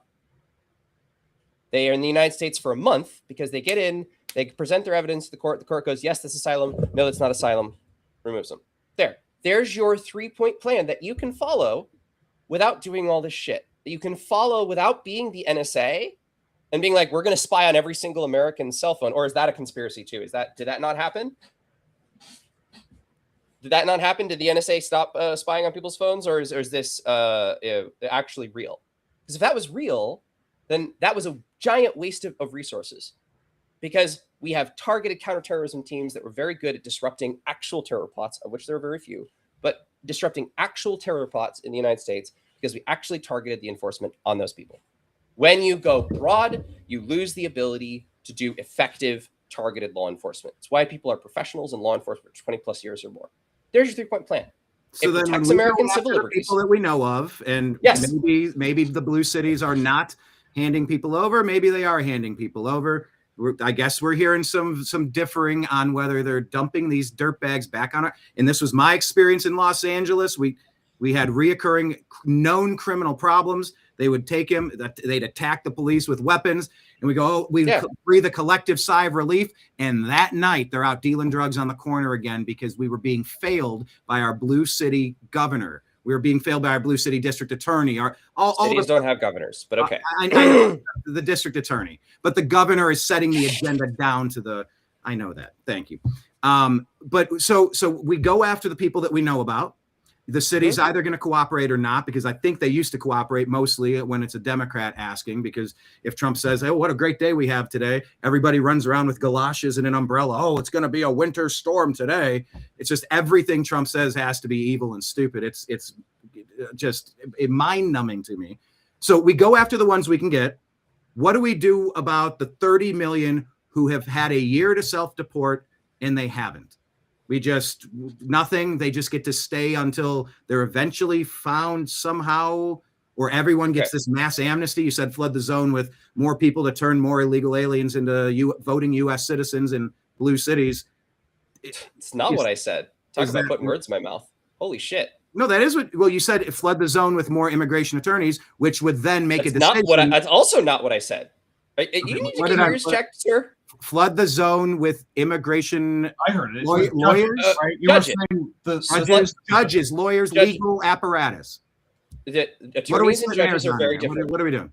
We're flooding the zone with immigration judges, the people who make the decision, not the attorneys. I didn't say that. I said judges. So there's no case being made for them or against them. It's just one judge. There's no legal apparatus. This is flooding the zone with judges, because if you don't have enough judges, you don't have enough people to hear the cases. Whether there's attorneys or not, whatever, man. I actually do want to clarify something for people who don't know about this. In these cases where people end up detained and then they're in situations related to immigration, they have the right to seek an attorney, but it is not the same as a criminal defendant who has the right to, like, a positive right to an attorney. Correct. So if you say, I have a lawyer, I need to call them, you can do that. And if you want to hire a lawyer, they have to let you do that, so that when you end up in that hearing, which to Dan's point takes a long time currently because those are clogged, because there's so many of them. This is a point that I think would appeal to Brian, to be honest. Right? There's a lot of them, and so these procedures take a really long time. You are entitled to go get an attorney yourself, but the government does not have to pay for one for you. So when Dan says we need to flood the zone with judges, that is a very different comment than flood the zone like with attorneys being paid, because the state is not providing those attorneys. In a lot of cases, these people are showing up and then they say, guilty, deport me, right? Like that sometimes happens. Or sometimes they say, I have paperwork. And again, sometimes it is more complicated for some reason or another, such as, well, we're going to deport you to this place. Well, I have a thing that says I can't be deported to that place, but I'm deportable, right? These situations are complicated and require judges. The thing that I was actually going to ask Dan, there's a pushback that I could imagine from immigration activists actually to what you just said about hiring a lot of judges, which is that Trump is kind of doing that. I've seen the advertisements from DHS where they are characterizing it as, we need deportation judges, and literally there's memes, right, that are in the replies that then like DHS is positively interacting with, where they're like, reject, reject, reject. And so there's a criticism that I can hear, immigration advocates saying of what you just described, but that I've also seen online, which is that in this moment, if the administration were to hire a flurry of judges, that those judges would be essentially, it would be Judge Brian. You could absolutely. Okay, so fine. Flood the zone. Brian's like, wait, now I do like this idea. Actually, now I'm all in. A benevolent dictator, I think, is what Jesse Ventura wanted. Yeah, go ahead, Dan. Yeah, all I was clarifying was it is actually judges, not attorneys, right? Fine. Because I want to have two numbers pair against each other here. You said there's 40 million people here legally. Let's take that as fact. I'm taking a best estimate based on if we know there's 15 or 20 and the name of the game is hiding and sneaking. Don't back away from your position. There's 40 million illegal immigrants in the United States. I'm not taking away. Your position, I'm telling Brian. you how I got there. All right, 40 million legal immigrants. There are currently 700 immigration judges. That is why we have a 10-year, 20-year backlog to make a decision on people. And while a decision is being made, they're running around the country. So you flood the zone with judges so you can figure out who should be here and who shouldn't, and go through that process. That was me clarifying my point. The 3-point plan: go after the people, prevent new people from coming in without authorization, actually add immigration judges so we can figure out who should and shouldn't be here. That is the 3-point plan on immigration. Right. So that'll get us to a certain percentage. I don't know if that's 5% of the illegal aliens here, 95% of the illegal aliens here, 50%. We could throw any number out there. I don't know. We would just guess because it's an unknowable number. Knowing that there are so many bad people that snuck in, people that are perhaps with ties to foreign intelligence, They flooded you said flood the zone. They lifted the razor wire and had a nonstop anthill stream toward the kid dropped the ice cream cone, and it's just been a flood for 4 years. There is a large percentage of illegal aliens here that are problems. We just don't deal with that. That it is what it is. It's your 3-point plan. Yes, I think that is happening to some degree. Like Ford, you were saying they are adding more judges, but they're going to be Brian judges. Okay, so they're more replacing all judges, the rest of the stuff, all the sleeper cells, Manchurian candidates. That's also true. He's fired a lot of the ones that are currently there, and so he's it's more fired. Like than it is replacing the judges. It is not adding more. But anyway, carry on. Okay. No, so that your plan addresses some of the problem. What about the other big chunk of the problem? It's not enough. It's not enough to just do that, because I think those things are happening to one degree or another, and let's work on them, improve them, bolster them. Granted, but there's a lot of other stuff too. Is there any way to regain control over the nightclub? Is there any way to just figure out who's supposed to be in here, who has a ticket, who hasn't done anything wrong, versus the people that snuck in and who knows what they're up to? Is there a better way then to deal with that percentage of the illegal alien situation? Because I think earlier you said we know who's here and they're here to work and do good stuff. We don't know who's here. We have no idea who's here. I know that China sent soldiers here. I know that foreign countries sent people here. Those reports coming across Texas have been going on for years. How do we go? I feel like I am a caricature. There's a meme. It's a great meme, and it's like when MAGA accuses me of being a lefty, and it's just a person leaning in real close and going, "I'm more right wing than you." Like, that is absolutely how I feel right now. Is I am a caricature lefty because you've accused me of saying many, many, many things in this broadcast that I did not actually say. Wait, hold on. And the record will reflect I did not actually about a lawyer versus a judge. Hold on. What are you saying? I'm putting words in your mouth? You literally just put my words in my mouth where I said, we know everybody's here and they're all here to work and they're all here to do good things. I said no such thing. I wrote the note and I didn't want to interrupt you. You said something along the lines of, we know why they're here. They're here for a better life. They're here to do. You gave the sob story that's very sympathetic. That's a percentage of the people that snuck in. That's not all. The bar. It might not even be most. Because I'm a professional. The bar scene. We've now arrested everybody who just did all the things that you said that they did. So we've arrested the guy who stole the Absolute behind the counter. We've arrested the guy who smashed his beer bottle over somebody else's face. We've arrested the girl who got into a fist fight with one of the people in the bar. All of those people are arrested. So specifically, what group of people are we talking about now? Talking about the 85 people when the house lights come on. Let's see the green neon wristband. People put their hands up. There's 85 people in the big dance club that don't have wristbands. Those people. Okay. It's those people. Okay. And how do we know that they are the people without wristbands? Like in the club analogy, it's really easy. And it's really we turn the lights on so we can see. We said, put your right hand up. Let's see your papers, please. Oh, we're so Nazi. Gestapo. Okay. Yeah, but there's a twist in your club analogy. Oh yeah, analogies are 1/3 of the people in that club, actually 2/3 of the people in that club, don't have wristbands. Why? Because they're club members, and club members don't need wristbands. Club members are American citizens who don't need wristbands. They've never needed wristbands. So now you have a club full of people. 2/3 of them don't have wristbands, and of those 2/3, most of those 2/3 don't have wristbands because they don't need one. They're members. They paid to be here. In fact, they pay their taxes to be here. In fact, they're an American citizen.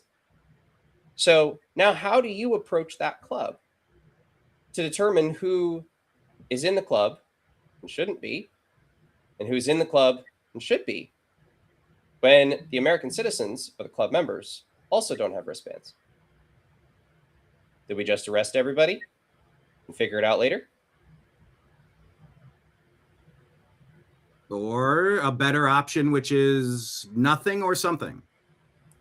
Or a better option, which is you determine which club members, if you will. But you're saying we can't look. We're not allowed to look at the wrist. We can't ask. Because you if determine 99 bad things and one Yeah. good thing, and we're not allowed to ask to see their wrist. I was halfway through a fucking sentence, Brian. Again, work on your hosting a little bit. be the host that allows someone to finish a sentence. Dan, I gave you the whole first half of the show, and now I'm kind of getting into it, and I'm not letting you slide on some of this stuff anymore. Oh, go ahead. So you have to then decide as a club, if we've gotten everybody out who was violent, and these people clearly want to be part of the club, do we give these people an opportunity to be part of the club? Do we give these people an opportunity to be members? These people who've never hurt anybody, never destroyed anything, never wrecked anything in our club, do we give people that opportunity or not? I would argue that you do. You would argue you don't. Otherwise, you have to probably resort to some authoritarian police state tactics to try and figure out who those non-members are. And I just don't think that's who we are as a club. I don't think we're the kind of club that does that. Now, there'll be plenty of opportunity for people who want to get extra verification. If they want to do that and they're not the government, fine, whatever. But in this club, we've already kicked out all of the problem people. And now we've got a bunch of people. The past exactly. Yes. We've got a bunch of people who look exactly like the other people. And in America, you need suspicion in order to act. You need probable cause, really, in order to actually do something about that. And if you throw that away, you lose everything. Good. Yeah. Thank you, host. A massive security breach, a known tens of millions of people, massive security breach, that I argue is in fact probable cause. You say that's not probable cause and it's not relevant. It's not doesn't meet the threshold of So I can get punished for what a bunch of other people did, and I might be part of it. That's what happens now.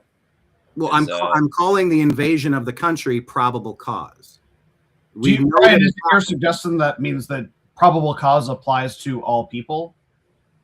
I'm just saying we do have a problem on such a large scale that there's probable cause against any person that a law enforcement officer interacts with. I don't know if I'd say it that way, but I would say we have a probable cause to know that there's a giant issue that needs to be addressed.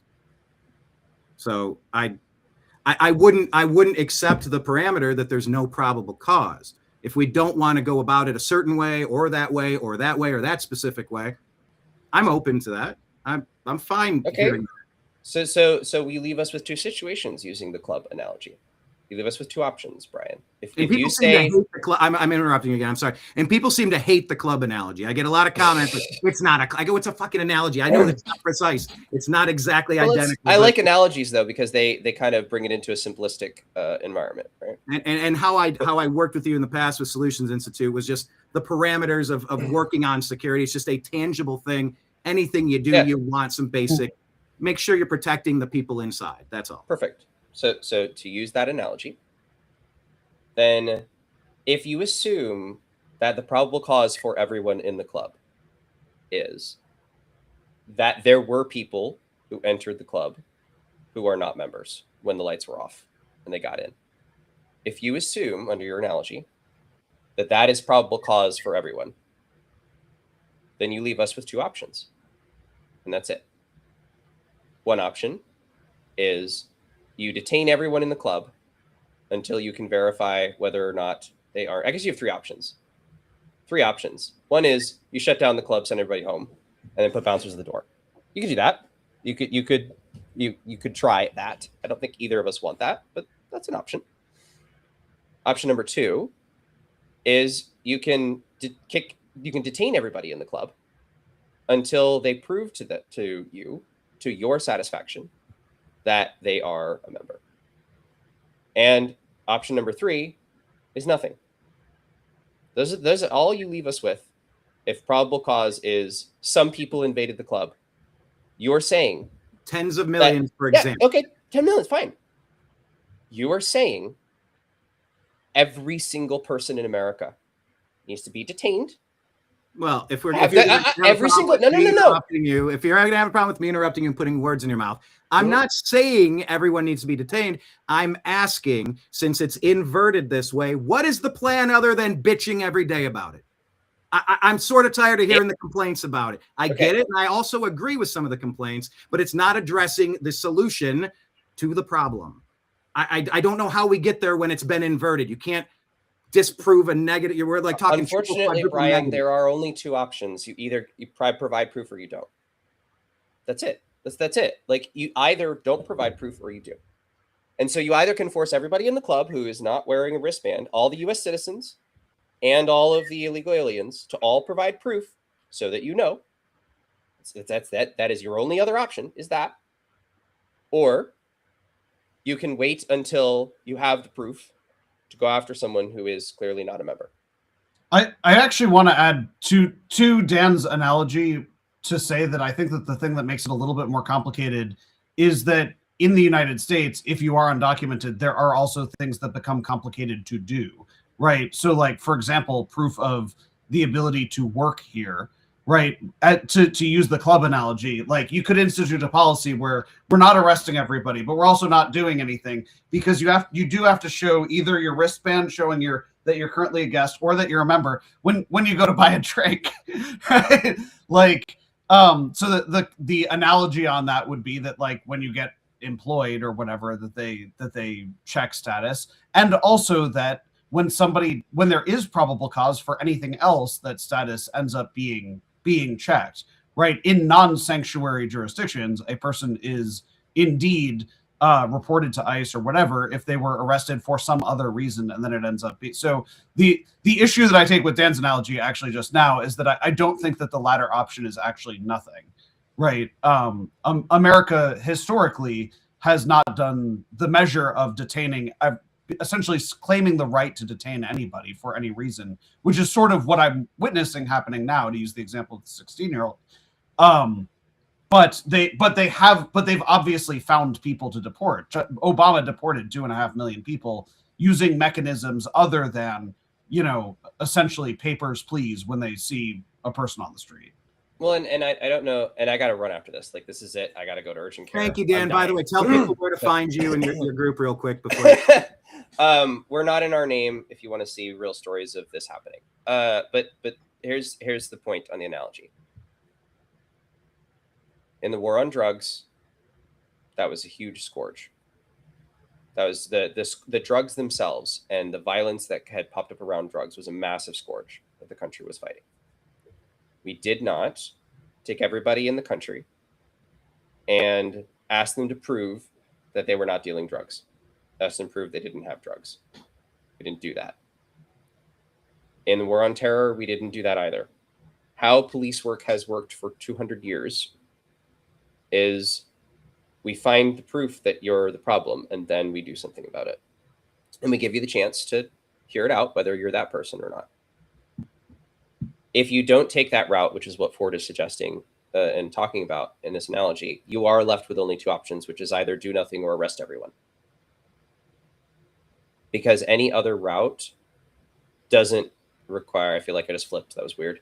I noticed that the charity impact behind you was backwards, so I mirrored your camera. I wanted people to see that. I didn't realize it until now. I was too busy interrupting you, Dan. I'm sorry. So either you have to arrest everyone, which means you have to agree to a society in which everyone has to prove that they're here legally before the end of this. Like, this is not just we're going to arrest the right people. No, you don't know who the right people are if you're not going to do investigative work. You guess by race, you guess by accent, you guess by something. But if you're not going to do investigative work, you don't know who the right people are. So you are either saying we arrest everyone, and just to see, are you actually here legally? Once we get their paperwork, we let them go. Maybe it's all hunky-dory after that. Or we don't do anything. What I'm suggesting is that police investigative work for a long time has just been based on find the proof first. Find the proof that you crossed in illegally. Find the proof that you have no documents to back you up. Find that actual proof before you go after someone.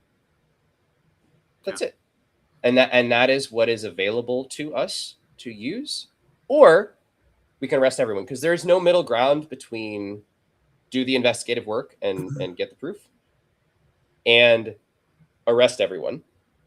If you want to be sure, if you want to be absolutely certain that everyone in that club is a member, there's no middle ground between those. That's all. Those are the only options. You either have proof before you arrest, or you don't. And if you don't, you need everyone to show their proof so that you know who you're not arresting. Not the kind of society I want to live in. That's not the kind of America that I want to live in personally. Is one where you have to prove that you're not doing this thing. And I would say there may be some exigent circumstances, like in Columbine or Sandy Hook, when you got an active shooter, you know that bad things are happening and it's chaos everywhere, like tens of millions who have invaded the nation. Everybody who's walking out to there's an active, how many are down? Nobody knows what's going on. We know it's bad. Everybody's walking like this, and they're all, who are you? Everybody, we got to sort it out. It's a security breach. It's massive. That exigent circumstances is something you want to go on for years. So this Americans walking around like this and having guns pointed at them and making sure that they're okay and they're not one of the bad guys. It's going to take years to do that.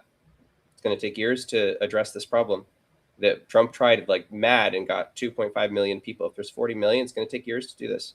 This here, with your hands behind your head, it's not the America you want, but it's the America you're advocating for with the approach that you're currently taking. And David's comment here is saying the problem with that is they'll push the real ID. You know, and it's love you guys. Good to see you again, Brian. Good to see you again. Have a good one, guys. I'll wrap up with you a little bit, Brian, if you want. You know. Yes, thank you, Dan. Go check him out. Yeah, I did. If you had thoughts to wrap up this point, I did want to get to Don Lemon though, but okay. Yeah, I mean, again, my purpose of being on this show hasn't actually been to advocate for any particular position, but it has been to try to extract from both of you clarity sort of position. So, I mean, now that he's off, I get a question that I would generally ask is, were there any arguments that he made that ultimately you were sympathetic to, or at the very least understood in a way that you hadn't prior to this conversation? Just hearing him say that it's not a big issue. Let's properly frame it, that something along the lines of he doesn't gauge this to be a very serious, urgent issue in the way that I do. Something like that. Not to put words in his mouth. Yeah, I'm shocked to hear someone say that out loud. It's that shocked me. Yes. Deb says my favorite moments are when Brian interrupts himself. Thanks, Deb. Appreciate it. I try so much harder than I get credit for. It would just be a train wreck. I saw one of the comments before made a point that I did just want to take exception to, which is I now I don't see it anymore, but I saw that there had been a comment basically making the claim that nobody cared about this when Obama was doing it, and yeah, right, stop it, right. So the thing I would take just factual exception to about that comment is, first of all, I filmed CASA members get arrested in front of the White House protesting about Obama during Obama's second term. They actually referred to him as the deporter in chief because Obama deported more people than all presidents of the 20th century combined at that point, and was the president who had deported the most people ever. He still has deported the most people out of any president ever. However, as of this year, not Trump's first term, but out of this year, 2020 or this past year, 2025, Trump has, for the first time, deported at a greater rate than Trump's average rate. I'm sorry, than Obama's average rate during his 8 years. So, and I would also add to that, Obama, the deporter in chief, if you're letting in 10 million and you're kicking out 3, I mean, it's not a net negative. Now you have and the other flooding into the other point, you're getting the water out. The other point that Trump would make that is much harder to measure is that he is now counting self-deportations, which was not a phenomena that was measured in any prior administration. So we have a data gap, which is essentially if somebody was in the country illegally during Obama and then they chose to leave, that just wasn't a thing that was ever counted until now. And so we don't know whether I think it stands to reason for pretty obvious reasons that self-deportations are higher now. Trump is providing a financial incentive to do it.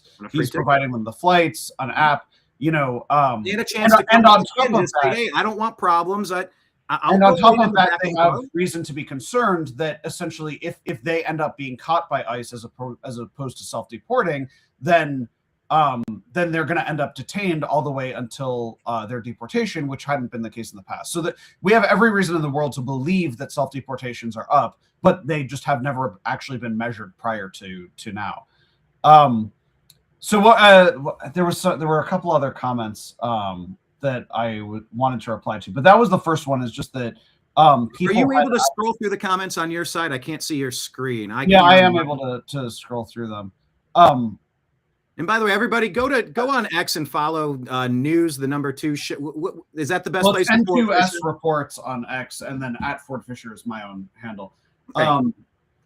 I mean, the question that I would pose, though, to I guess both Brian but also the commenters is, I think Dan was really harping on a point that I don't think I heard a direct answer to, and maybe there isn't or won't be one. And I probably don't have some answers to some of these. But it would be, do you, sort of as 2 parts, do you fundamentally believe that you, U.S. citizen, Brian, are immune from basically being detained as a potential illegal immigrant? And if you feel immune from that, why? And if you don't feel immune from that, are you okay with that? No, I don't feel immune to that. I've been targeted for the better part of 20 years. I mean, the way that this government's been weaponized against us, it's not something I poo-poo. I don't slough it off. I don't just make excuses when it's a Republican wielding the bat. This is a massive security breach. Flashing red lights, danger, danger. We've got an intruder on campus. Someone said it looked like he had a weapon. Go on lockdown. I see our country going on lockdown. It's unfortunate, but it's not the Republicans that did this.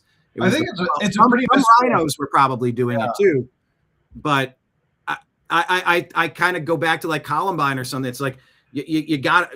I wouldn't want to show my ID. Who the hell are you? This is America. I don't need to prove myself to anyone. That's kind of how we're all wired. Leave me alone. So I think that's a really visceral. It's a visual that creates a reaction, because yes, it is sad, right? I mean, it's a miserable thing. One? Yeah, just when you look on the news and some psycho shoots up a school, and then everybody has to exit the school with their hands above their head, and they're terrified, maybe because they saw somebody die or whatever, or they know that other people died, but also because the police have to treat every single person there like a suspect. Right. When you make that analogy, I think it's in a way it's a good analogy, but it's an analogy that. No, just stop there where you're praising me. Just stop on the part where you said I'm a genius. Just say here. All right, that's the end of the show. A lot of people say that's Ford Fischer, everybody. So Dan's reaction to that analogy was the one that I think is the point of view of many of the activists that I filmed across the country, which is that's scary to feel treated that way, right? Do you feel that you actually do want to be treated as a potential lethal suspect by virtue of being in the United States because there's something that you view as an emergency kind of elsewhere? I do want to read the comment, which I haven't read yet, so I'm reading it live. Someone wrote, "No, I don't think I'm immune from that, but all I would have to do is show my ID, like when I get on a plane or vote or get a speeding ticket." So what I witnessed out there is that they do approach people basically asking for ID. And in the case of, again, I witnessed a 16-year-old, approximately 16, but I will say no possible way they were an adult. They were 16 or a little bit younger. He said my ID's inside my house, which it's not really normal for a 16-year-old like playing on their driveway or whatever to have their ID. Yeah, I would appreciate you playing this. Yeah, let me do this real quick. Let's go ahead and play it. Sure. So I witnessed this last Monday. Okay, last Monday, Minneapolis, yeah? Correct. Okay, here we go. Ford Fischer, news to share. Follow them on all the platforms.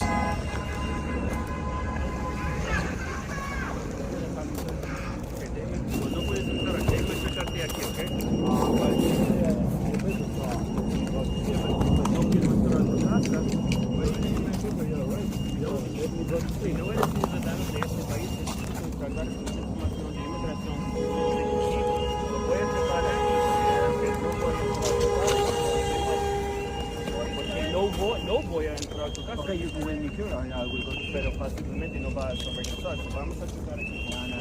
Ay, güey. Stay back here.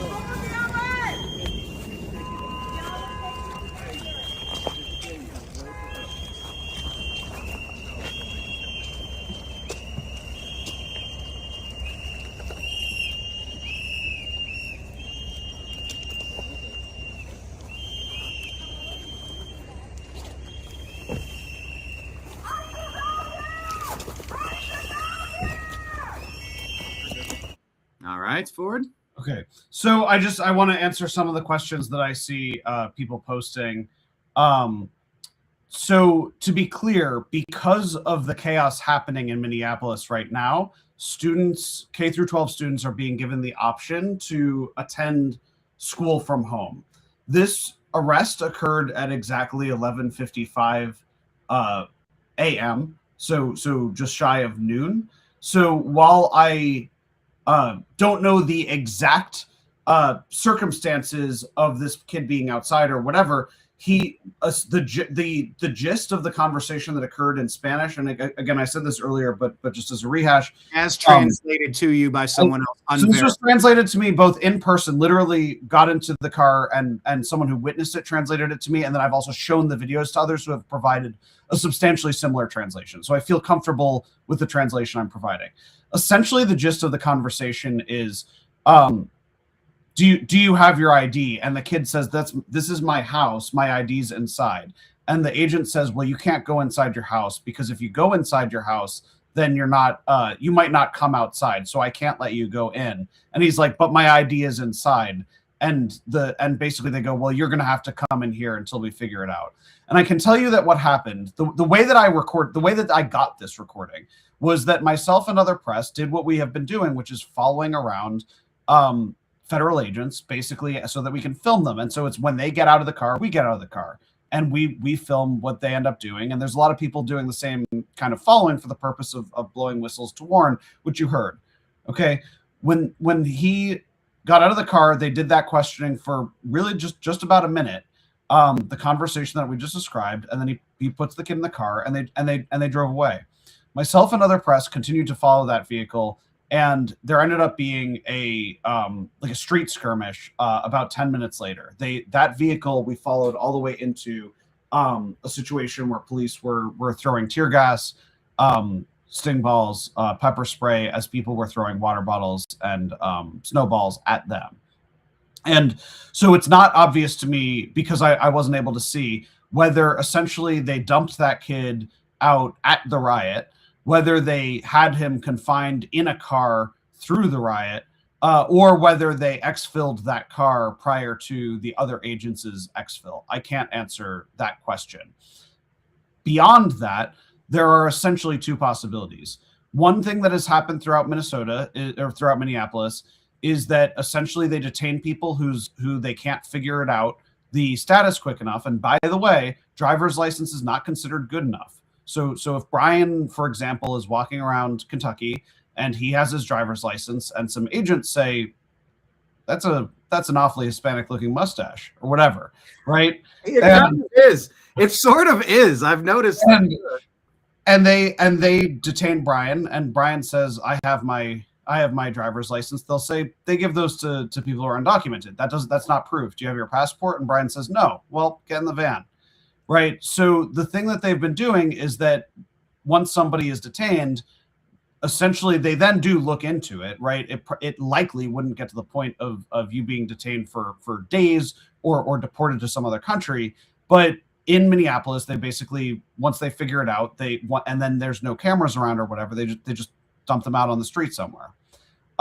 So I don't know. That kid, they may have circled back and dropped him back off at his house. They may have, I'm trying to answer some people are asking what happened to the kid. They may have dumped him somewhere else in Minneapolis. Do we know if he was engaged in something? Like, was he observed doing anything? I can tell you very confidently that he was not doing anything, because we had been following this caravan of vehicles for over an hour just prior to this happening. So they see a kid essentially on his driveway on the street, and then they get out of the car and do the interaction that you just described. It's not like he wasn't committing some kind of crime in progress or something like that, if that's what you're asking. So I mean, I see somebody commenting, okay, so get in the van, get your proof, and get out of the cop's way. That's what somebody commented. And again, I'm honestly, I'm here. I have documented now what's going on, and I think that it's an interesting conversation. You and Dan has sort of said his piece.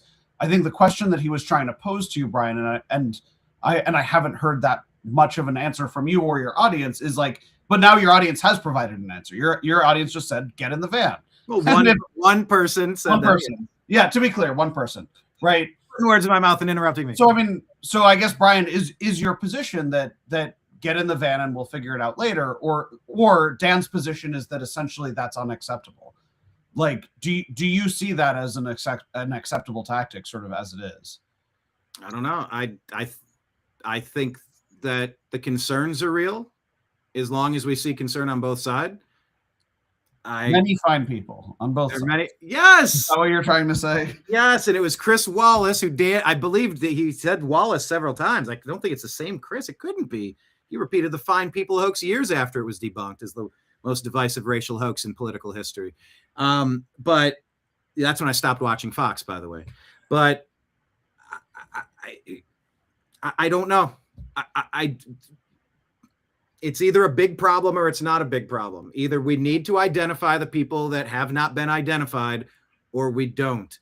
We need to, in my opinion. I believe Dan said he doesn't think it's that big of a problem. He doesn't, not to put words, I'm not trying to put words in his mouth, but I believe he was saying I don't think it's that big of a deal. Like, I'm saying it's flashing red lights invasion. Yes, it's a huge deal. But he also laid out for you what he considers to be instructions. Things that are happening.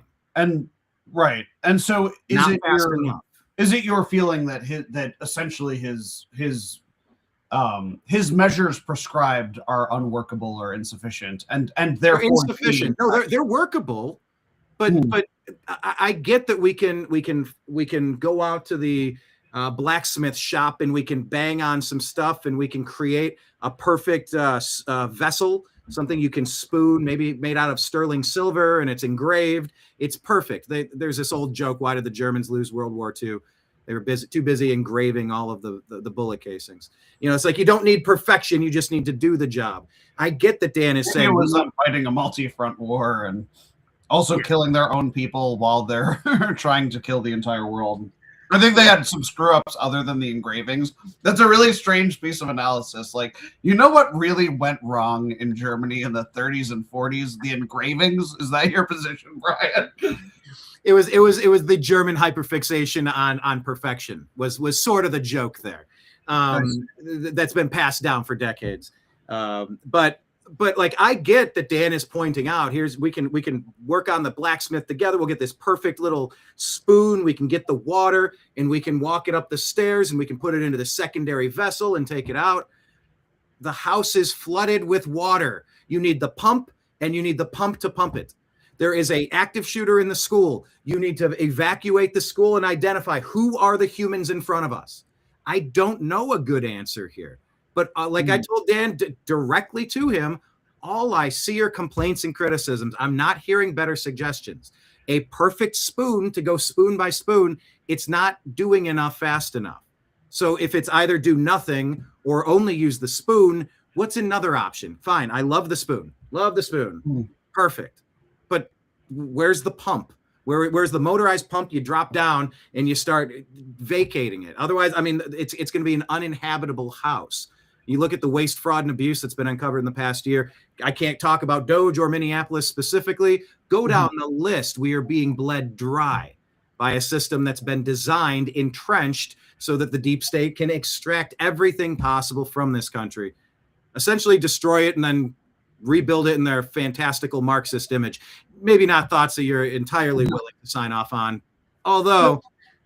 There was a particular point that he had made, which was that because they're focused on these surges where they are questioning people on the streets, that they're not spending their time, firstly, dealing with essentially those people who they could get warrants for. So maybe a question I would ask is, understanding that there's a finite number of ICE agents, right? I think it's just an interesting point, actually. Let me maybe make a side note. The whole country, right? Typically, federal law is applied through the whole country. The reason that there are surges in any given city is because there are not an infinite number of agents. And so rather than just spreading them universally throughout the city, he has targeted individual cities that he considers problematic for whatever reason. So we know that there's a finite or a not unlimited amount of ICE agents that can be doing this stuff. Dan basically made the point, you could be having those agents focus at least exclusively for now on those people with criminal records or whatever, rather than committing any of those resources to essentially questioning 16-year-olds on their driveway. Is that a point that Dan made that you're sympathetic to? There were a lot in there about not questioning 16-year-olds in the driveway. What's the one sentence way to answer? So like I filmed that was a BORTAC unit. That was like the Delta Force of Border Patrol. That was the elite of Border Patrol that you saw questioning the approximately 16-year-old. Dan's point, to summarize it, or one of his points, was essentially that if they weren't spending their time doing that, they could be exclusively doing the thing, which some of them are doing, but they are not only doing, which is essentially using the documents that we have related to who actually has criminal records in this country, and then focusing on going and apprehending those people. Yeah, I think that is happening to some degree. I mean, it is being talked about and happening to some degree, maybe not as much or as focused as it could be. Maybe some of that could be dialed over to that direction a little bit more. I'd be open to that. Yeah. And I think, I think that's exactly the point he was making. You could turn that dial. Yeah, we can turn that dial. I'm not against that. I'm not in favor of roughing up the people that snuck in the back door of a club. You know how many back doors I snuck into? No. Hold on. No jokes. But people working at the Home Depot lot, and they're just trying to work, and maybe there are a couple of good people in there, or whatever you said the Trump phrase was. And I'm sure a couple of fine people. I don't want to prioritize booting some of these people. Give them a purple card that doesn't give you citizenship. It doesn't give you but it identifies, I raised my hand. I went and introduced myself. You ran a quick check on me. I'm here. However I got here, however long I've been here. Can we not get into that? I'm here. I'd like to do good stuff. I haven't done something so egregious I should be kicked out before you even give me a chance. Can I just identify myself, get a purple card, not a green card, and just stay? And can I work? I'm not causing any problems. I've identified that I'm not here as a citizen. I want to cooperate with you. What we're seeing is, Lake Leon says, if we didn't have all these protesters impeding ICE, I bet this process would go a hell of a lot smoother. So I would be in favor of some prioritization, redirect some of the focus in some ways, and maybe people could have a fast track to, all right, let's assume we flew you out and brought you back. Stay where you are with your purple card. You got to check in with us once a month. Maybe you wear an ankle monitor, a wrist monitor. I don't know, but you've identified, I'm here. I'm not supposed to be here, but I'd like to stay. And I'm actually a pretty good person, and I'll pay taxes and stuff. What do I have to do to get on that list? I need to learn English. I need to be banned from stealing, the funds, the welfare funds that are meant for American citizens. I'll do these things. I want a way for those people to maybe get the fast track treatment. Like, I want to find ways to improve the process. But if the only solution I'm hearing is don't do it, get ICE out, defund the police, I'm like, these are so non-starter thoughts. To be clear, none of those were the things that Dan said. Like, those last solutions were not the ones that Dan said. Like, well, I think that I'm not representing that as something Dan said. No. Yeah. I think that the type of person who you're kind of describing the position of might be someone who I filmed as an activist out there, but is not the point that Dan was making. We've probably kind of gone over everything like that within this specific topic, but you had some kind of question about Don Lemon, and I feel like I wanted to make sure that I tie up everything before I head off. Yeah, I mean, I did, because there's a Simpsons Treehouse of Horror episode. David Bann, real quick, says too many people not understanding or wanting to understand is a simple reason it's being done.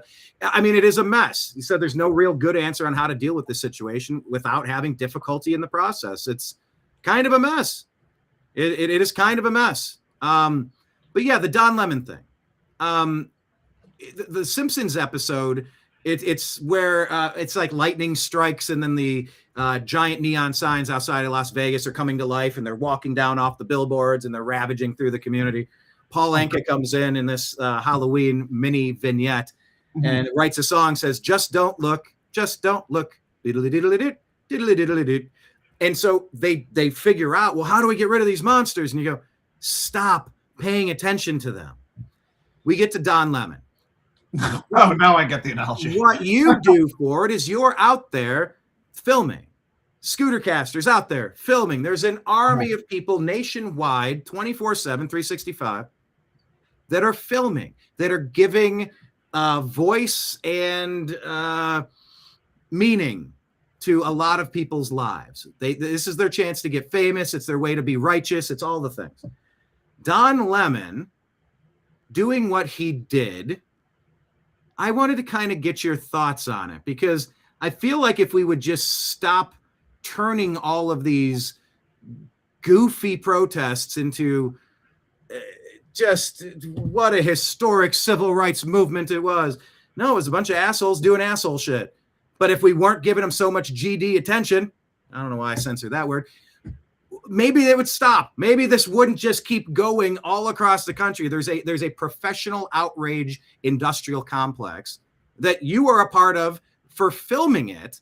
Don Lemon went in and led something, maybe violation of the FACE Act, I think a lot of people are saying, but the opposition, the federal government is to you filming stuff for it is you're out there filming things. You're neutral. You're just there. If someone's committing a crime, if you can get Don Lemon on the FACE Act, obviously Don's different because he had his own person filming it. But if you're at an event and you catch him doing criminal shit, it's all out there. It's all public record. It's all stuff that the good guys could use to stop the bad guys from doing more bad guy shit. So there's a lot of angles to it, and you're in the thick of it because media is protected, but media is also a big part of the problem. Don Lemon specifically, I was curious on your thoughts. Yeah, so just to clarify the nature of what the actual event that we're talking about, this happened the day after I left, so I was not able to document this happen myself. Right. So what I know of what happened, I'm only aware of from public reporting about it. So there's a church that has an ICE field director, I believe it was, as the pastor. And that pastor was not actually preaching at the moment of this demonstration, which I think lost some of the degree of clarity as to why that demonstration even occurred inside of that church. Right. So they didn't do it while the ICE director pastor was preaching. But my understanding is that essentially activists marched into a church service in progress to protest over the fact that this church has as a pastor an ICE director. What has been interesting to see unfold since this is that,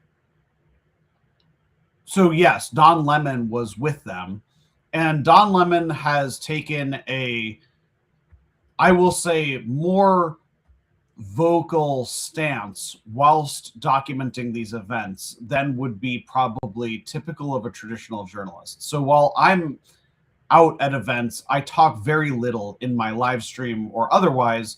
It's very fly on the wall, right? I sometimes joke that my personal preference would be if I could wear an invisibility cloak like Harry Potter, right? I would like to be invisible while I document these events. And I stay out of the way of them. That regardless of how I feel emotionally about anything, I am trying to be close, but I'm never trying to in any way obstruct what is happening. And I think you can see that when you watch my work. If you watch my work as a whole, you'll see that that's how I try to operate. I have also been in the same situation as Don Lemon one time, which was when these activists actually went into Marjorie Taylor Greene's congressional office, Republican representative at the time. And so, for example, I don't think I said a single word out loud when I filmed that happen, but Don Lemon was like, well, don't you have an answer for these activists? Like I forget the exact words, but like essentially he was engaging in a way that went beyond even just like simply just answering questions. I see that one of your commenters said, "Ford, as you film, I hope you stay out of the way and do not impede with any of the ICE officers. Otherwise, keep it up. Please don't be a part of the problem." Right.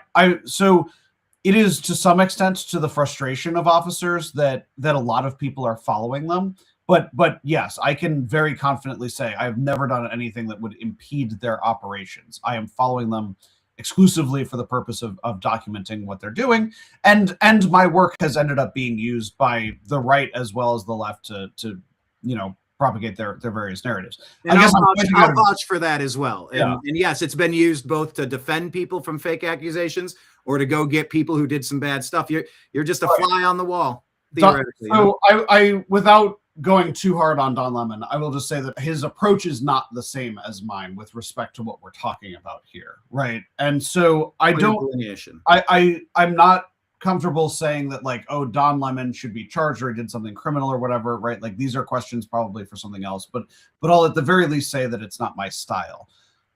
What they charged 2 of the leading activists that participated in that this morning under the FACE Act.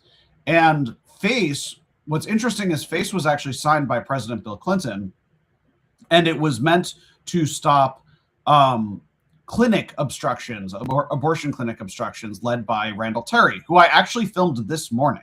Like literally the reason that law exists, I filmed that guy this morning get arrested. He told me actually for the 51st time he got arrested this morning. And that's a very prominent anti-abortion activist.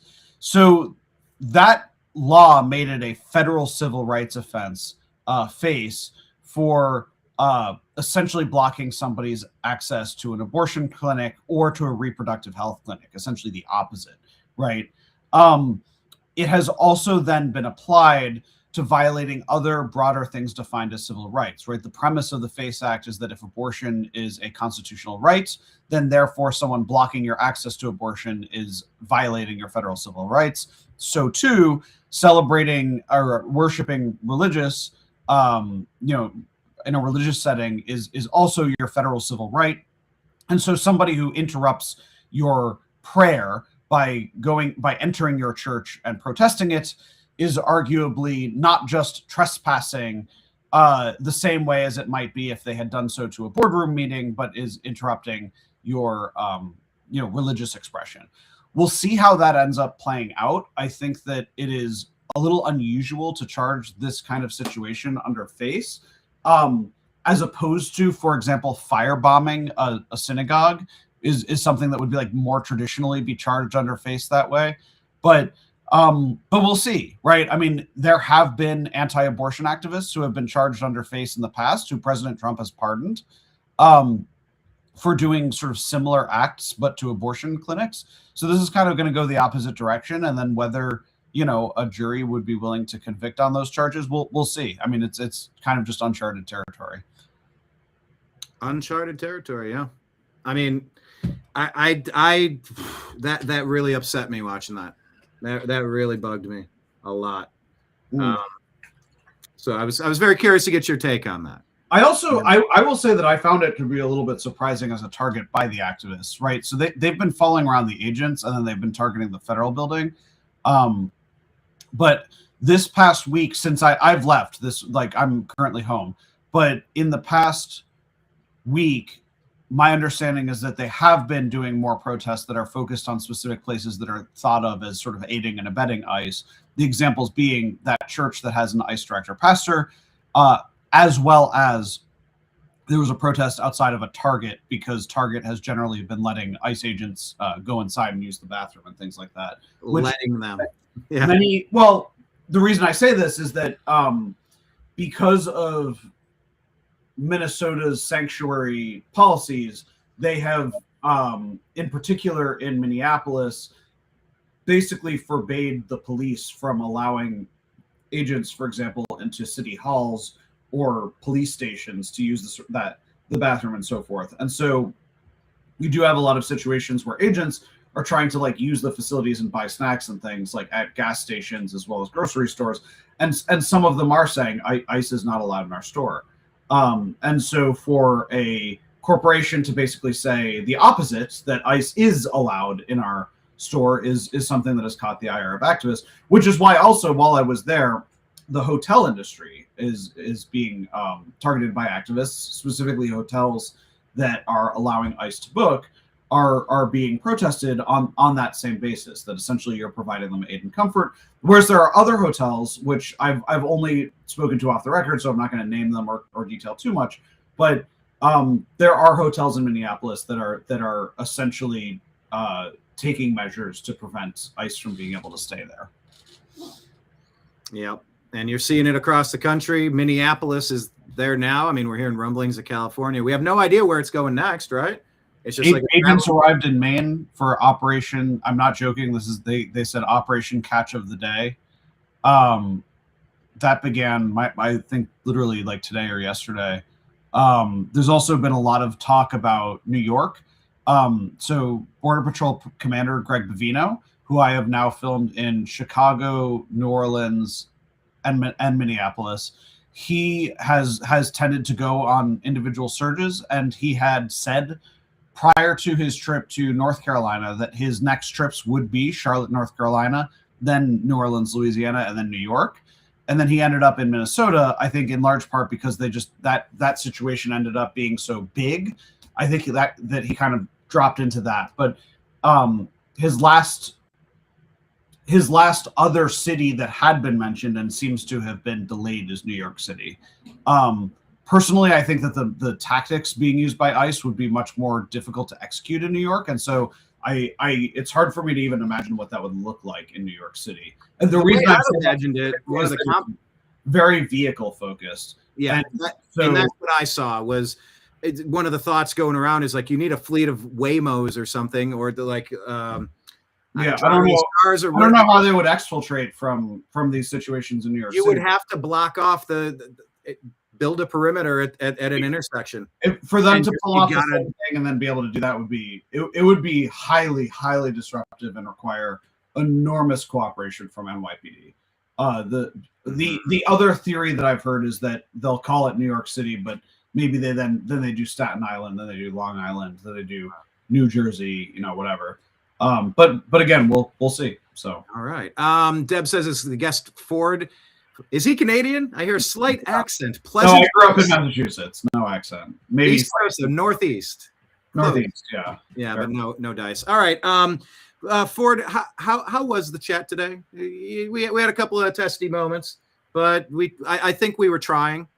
What is your takeaway? You're frustrated. I didn't answer more specifics about. I hated how that one person was handled in that one case, and it's not that I level every one of those up. Yes, I'm not going to defend that. I just want all the invaders identified. Everyone. It did feel a little bit like like when there's a presidential debate and someone asks a pointed question and then they answer a completely different question, and it's like, well, that was a nice answer, but it's a different thing, right?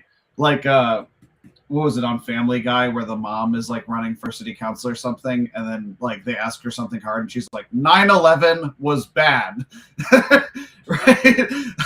I think there were a couple of moments like that where abortions for some and miniature flags for all. Where Dan's asking you about problems with how it's being enforced, and then your answer is the problem is really bad, and so it didn't get to the core question about I think there were moments that were challenging like that, but I mean, who am I to judge, right? I think it would be interesting to know to what extent your audience felt swayed by anybody's points. And again, my goal out here hasn't really been to sway anybody so much as just provide context and try to facilitate a good conversation. It stayed civil. I don't think either of you said anything particular, like especially mean to each other. Yeah, Deb says that's called a pivot. Kenneth saying we stood the test, the three of us. Yeah, I mean, I'm just trying to understand how someone could look at the information and think that it's not a very urgent problem. That was not Dan's position. Well, how did he phrase it? I don't want to misarticulate it or I also hesitate to articulate his position, but the thing that he kept trying to come back to is that he wanted to agree to disagree on the severity of the problem itself, and say even if you regard it as the most severe problem, you need to still solve it a certain way. I think if you two were to have a conversation again, what I would hope is that you wouldn't be as focused on how he feels about immigration in the first place, but that the two of you, because you're not going to see eye to eye on that, but I don't think he tried to. He was trying to argue about here's how to, if you view it as a severe problem, here's how you deal with it. And you were arguing you must see it as a severe problem. And I think that those two... Well, I was arguing that it is happening to some degree, and maybe we could put some more energy there, but that's a portion of the bigger problem. Sure. What are we doing? Like, you're not addressing the... Right. I'm not even trying to debate the point. Since you had asked, how do you feel the conversation went? I guess that's my articulation of how I saw you two talking past each other. You saying this is a severe problem, and Dan saying, if you view it as a severe problem, here's how you should be dealing with it. And those are the two points that ended up being, I think, like, talking past each other a bit. But I also think that that's natural in politics, right? Like, people end up wanting to push the points that they're stronger on. I will also say, I think that this represents kind of the sides of the political divide right now, right? Like Harris largely pandered to the Republican position on immigration while she was running against Trump. I think because Trump knew that it was actually a popular issue on his side. To Dan was saying sort of the same thing about, most people would agree with deportation of people with criminal histories and so forth. But then his issue is civil liberties, which I think that again would be the aspect of his side that I would guess is more popular. And my observation on the ground is certainly more animated. I certainly think that there's a contingency of people who essentially have both positions, to deport people with criminal histories, but also protect civil liberties. Like, I can't imagine that that's actually that, like, small of a minority position in this country. Which is again how you end up talking past each other on the points that are more popular, probably. Right. So, and just my observation of that dialogue. Yeah, no, I appreciate it, and and just that last thing you said just reminded me that you said you wouldn't want to do the ride along because you'll get their perspective, and you wanted the street perspective. I'm like, get both. Get like. Well, and to be clear, I get to film the agents by doing what they're doing by following them. I just mean that if I literally sign up and then sit in their car, then I end up with a curated experience. But I've interviewed, but it's curated on the street. It's very curated. The printed signs, the paid protesters, the whole whipping everybody up. Not for me, and also what the agents are doing. It's for you. It's very curated for the camera. They wouldn't do it if cameras weren't there. They wouldn't be doing it to those numbers or that volume. I would suggest that the whistles and the honking. So I agree with you about certain demonstrations. Like, would certain things happen? Certain types of demonstrations happen without media? Probably not. Would people be honking and whistling and warning people? Yeah, without media. I know that the answer to that is yes, because the watchers to some extent were frustrated by journalists as well. Right? There were certain times where they were asking us like, can you stay further back from us? You're getting too close to us. Like, they didn't want to be on camera, right? Like, and sometimes they are anyway, right? Just like, sorry, but I'm documenting the whole thing, right? But no, I would disagree that the watchers following ICE are doing so for the purpose of the media. Again, certain types of protests, rallies, and so forth are different. Some percentage. I would just say some. Yeah. I don't know, 5%, 1%, 50%. I don't know, but the answer is that they're not primarily doing that act for the sake of the media. Right. Gotcha. All right. Ford, thank you for jumping on today. I was very curious to get your thoughts. You've been on the ground. You do some of the best work out there. It's news to share. It's what N2S reports on X. Is that? Yeah. Or Ford Fischer is my handle. Fischer. Yep. All right. Ford, thank you so much for being here. Any final thought on the way out the door? Any good comment? Any good quotes that we should remember? A piece of wisdom, something to lift us up on this wonderful, potentially future snowy day coming up this weekend. Give us something to just put a bookend on this attempt to be civil, have a mostly civil conversation, understand some varied perspectives. Yeah, I think that just all of this stuff, you can only have better outcomes because of truth. So I guess I would say try to find the rawest material, right? Be it state narratives or be it corporate media. I think that a lot of people have an agenda, and I would look for the rawest possible documentation, and so that in a way that's a self plug, right? But there are other journalists who present information in a raw format, other people who live stream, people who post sort of raw video, and I would start there. It doesn't mean that you can't watch your pundits, right? It doesn't mean that you can't watch your Fox News or whatever, right? But to the extent that you do those things, understand that those people have an agenda, and if you're forming emotion, you're forming strong opinions about things, try to at least find the facts about them first. Excellent. Lake Leon says, thanks, Ford. Stay safe. Marion says, thanks for joining, Ford. Bye. Stay safe out there. Deb says, Ford, keep rolling that rock uphill, buddy. I'll try my best. Thank you so much. You take care. Okay. To be continued. There he goes. Ford Fischer, everybody. We tried to have a civil roundtable on the topic of immigration. Tell us how you think it went. I got a cat that wants some lunch. I have some stories prepared. So how about a lightning round? How about a little bonus today? Let's finish the T-Dam Daily Show. This was a special episode of the Agree to Disagree show. You see the Agree to Disagree show. It is different. I need to get one that fits the screen. I don't know why that one doesn't. So yeah, I guess maybe let's take the Agree to Disagree show off there, and we'll put the T-Dam Daily Show up in the corner. How about that? Yeah, I know Nimbus is hungry. He has been meowing at me for that lunch, but I'm like, hey, Daddy's having a conversation with some people about immigration, and that rhymes. So, all right, let's hit the hard reset, and we'll dump out the day's news stories on the other side of this break here on the TNAM network. Here's the reset. Here we go.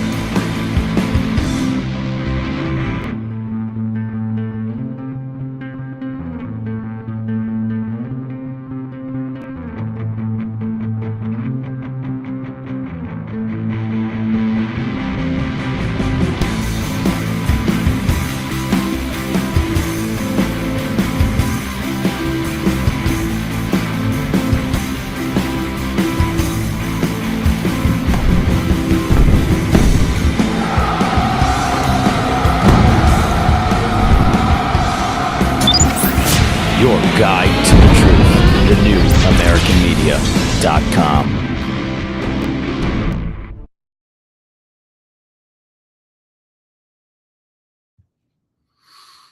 All right. Whew. So yeah, what did you take away from the conversation? Deb's going to rewind. Yep. Yeah, what were some of the main takeaways from that chat?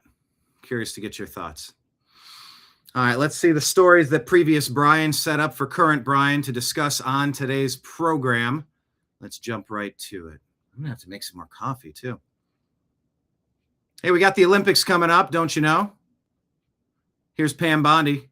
If not charging anyone was an Olympic sport, Pam Bondi would be more popular, more successful than Michael Phelps. If not charging anyone was an Olympic sport. Get to it. For the love of God, do something. More ice banter back and forth. I'm hearing a lot is the Democrats, Biden. Dr. West explained that. And I think the thing is, it's not political to say that we don't want murderers in our country. We don't want pedophiles in our country. We want those people identified, and we want those people punished. Then why are you not working with ICE to get rid of them? Hold on a second. No, but it's a fair question. Hold on a second. Just let her. And you. No, but you just said you want to get rid of them, but you don't work with ICE. Let's let her make her point so we can understand what she's trying to say. Go ahead. That'd be great. Thanks. Go ahead, Lee. We all want that, okay? And if Donald Trump wants to get on TV and say, our problem is we haven't highlighted our accomplishments enough, I would say, great, highlight your accomplishments. Prove it. Prove you are getting the worst of the worst. Show us the murderers and the rapists and the killers that you are arresting. Stop yourself. Then tell us you're not rounding up. With a picture. You can't stop yourself, man. Hang on a second. Zip it. Please. No, I'm sorry, you're not my mom. And second of all, you don't get to make it up. We've had the posters at the White House, the people that have been arrested. You said, show them to me. We have showed them to you. Ben, just a second. You don't like it. Ben, just a second. That what I'm hearing a lot is the Yep. But they let them interrupt the conservatives all they want. Zip it. You're not my mom. Yeah, they're literally holding up the pictures of the people deported by ICE, and that's not proof enough to some people. Oh boy, this is a message. Democrats, stop causing bait. I can't even say. Maybe I have the brain damage. Democrats, stop causing brain damage to your followers. To any ICE agent that thinks they're going to come into my home and terrorize me and my family, you will be met with lethal force. I will kill on sight, and I will shoot to kill if need be. ICE agents are not allowed in my home. If you come into my home to terrorize my family, I will see you as a threat, and I will kill you. Because you guys are terrorists. Bear in mind, I am very much armed, and will do what I need to do to protect my family. I stand against ICE. Any ICE agents that show up to my home to terrorize my family will be dealt with immediately.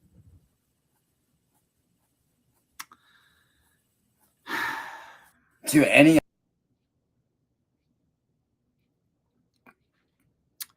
Democrats are whipping, and libertarians apparently are whipping some people up to call ICE agents terrorists because they're trying to stop what the Democrats have done to flood this country with people who aren't here legally.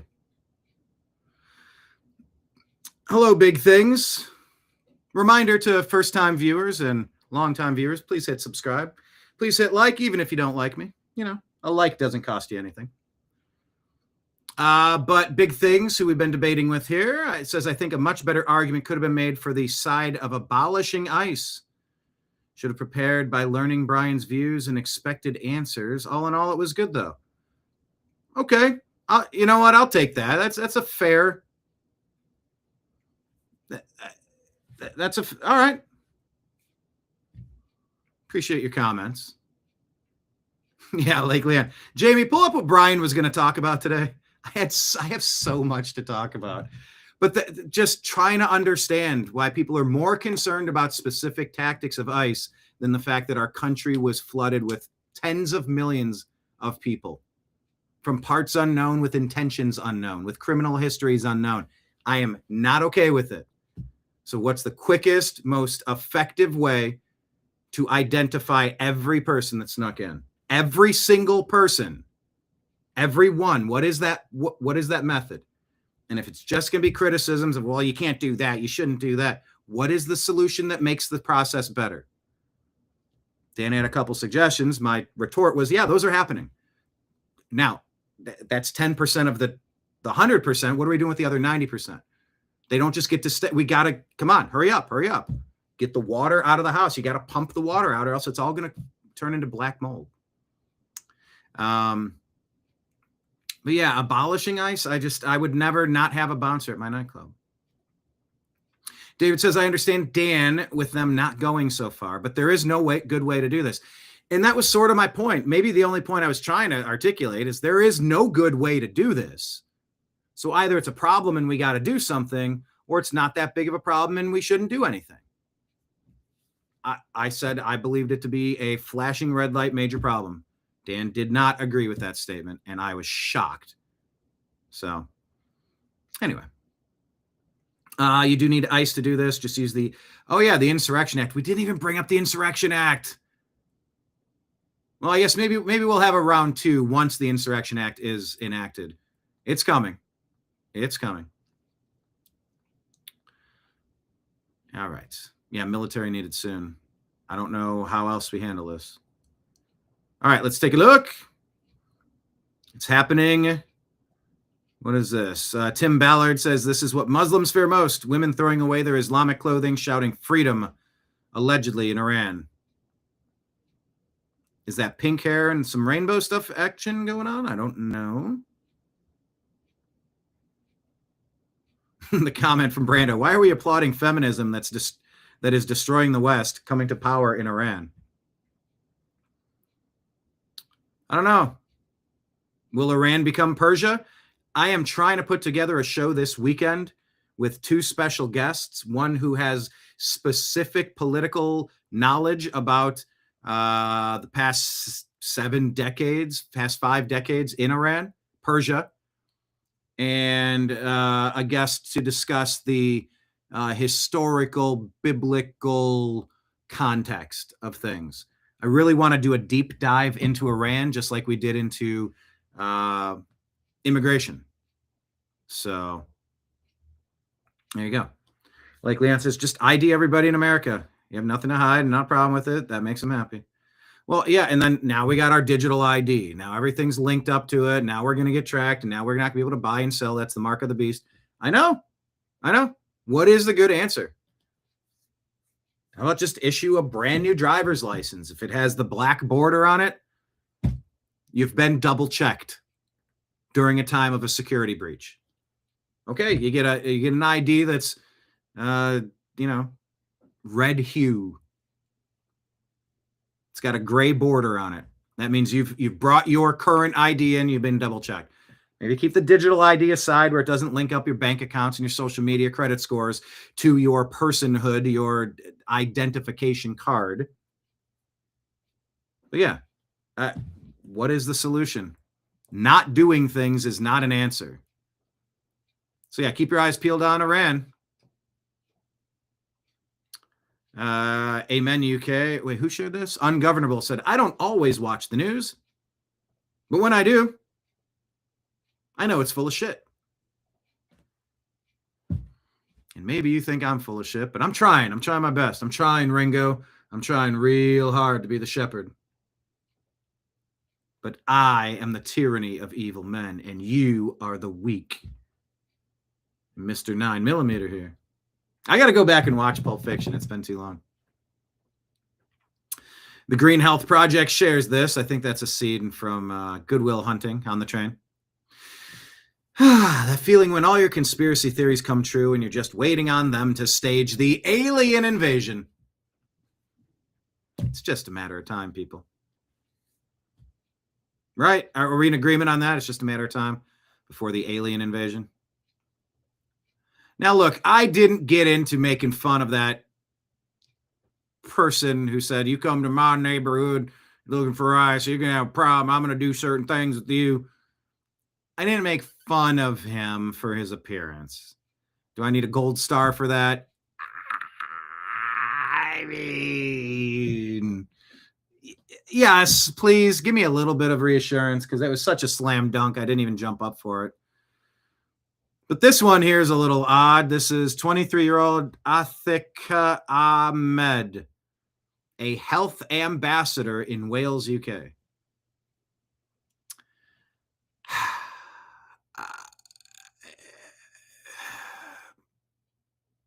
I just don't know that this is the picture of good health. We should have examples of good health running our health departments. It seems kind of like the main prerequisite.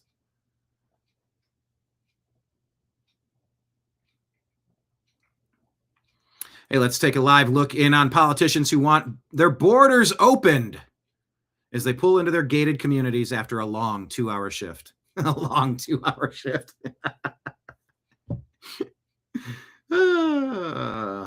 Marion Cook, say it, Brian. What did I say? I don't know what I said.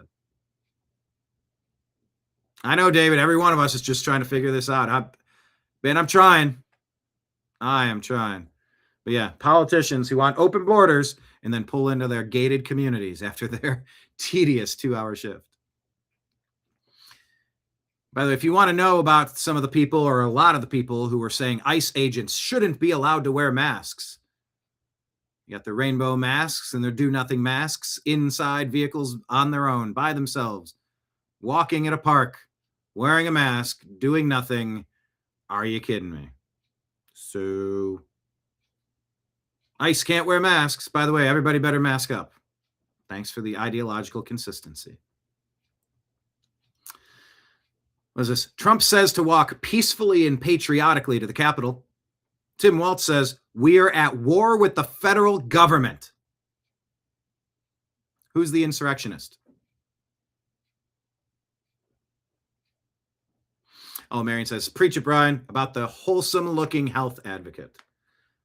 Yes. Yeah. Oh, boy. Because Democrats... Crockett, always great for a soundbite, talking about because Democrats tend to be... You want to hear maybe the joke of the day? Here, maybe this is the joke of the day. Let's full screen this. Can I full screen it? Enjoy. Democrats tend to be of goodwill. We always want to do the right thing. We are always trying to follow the rules and follow the law. Oh, the party of peace? Give me a break. Every major wave of political violence we've seen in the last decade, riots, arson, assaults on police, intimidation of judges, harassment of citizens, has been excused, minimalized, or outright encouraged by the left. You don't get to provoke chaos and call it justice and then claim moral superiority. Republicans support law enforcement because we believe in law and order, period. Not because of race or because of politics. Peace isn't a slogan. It's the absence of violence. And the left keeps lighting the match. Because Yep. Democrats tend to be of goodwill. Wow. That's a bold claim there. As the Clintons have defied their subpoenas, by the way. So keep your eyes peeled. I keep waiting for them to get arrested, like Steve Bannon and Peter Navarro. No, how they raided Mar-a-Lago for no good reason. We've gone through this with a fine tooth comb.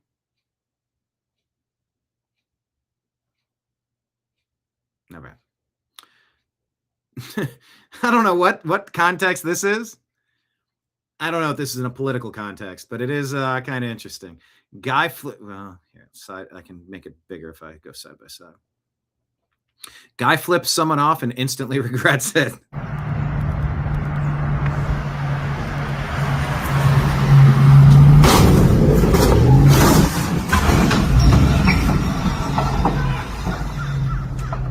You can't park there. God damn it! Fucking hate you! GDI. I effing hate you. I just ran my car into something. Now I hate you.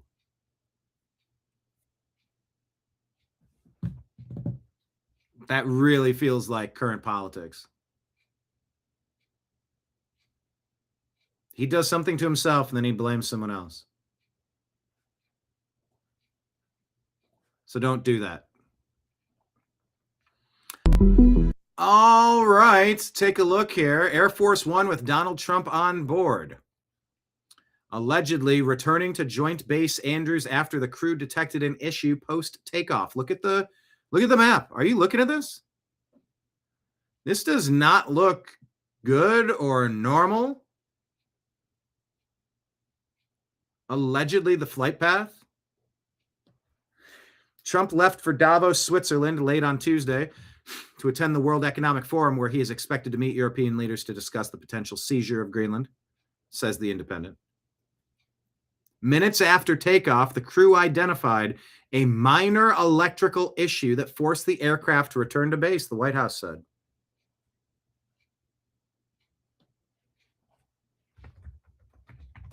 Was this another attempt on President Trump's life? What say you? Question of the day.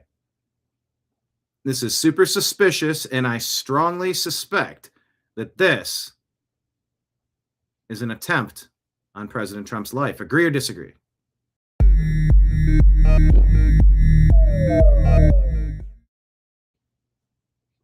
This doesn't give me comfort. I did ask Mike Barra about this. He does his shows Toxically Masculine Tuesday, among others. And he said he's looking in to see if it was an attempt on President Trump's life. What do you think?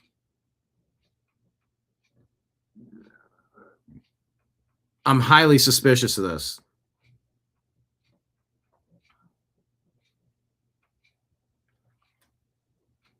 I don't like it one bit. As President Trump was out there talking about Venezuela and how Venezuela and how they deployed weapons that people had never seen. It was unstoppable, this and that. I wonder if this was just a chance to go, hey, guess what? You think you're in charge of the planet? I'm controlling your plane right now. Consider this your warning. I don't know. Like Leon says, I don't think that radar app can track Air Force One. Okay, interesting point. Yeah, maybe, maybe not. I don't know if what we were watching was accurate or not. As if every video, I preface that every single time. It might be out of context, it might be out of timeline, and it might be inaccurate, of course. All right.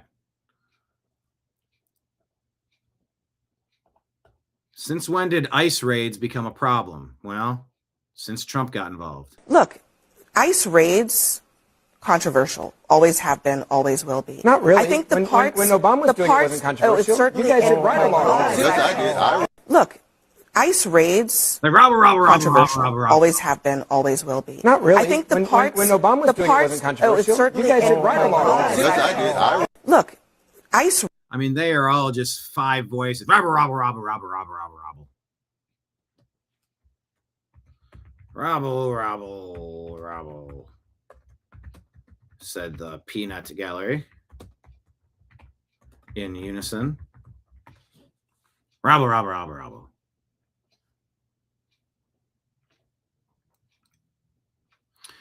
Trump at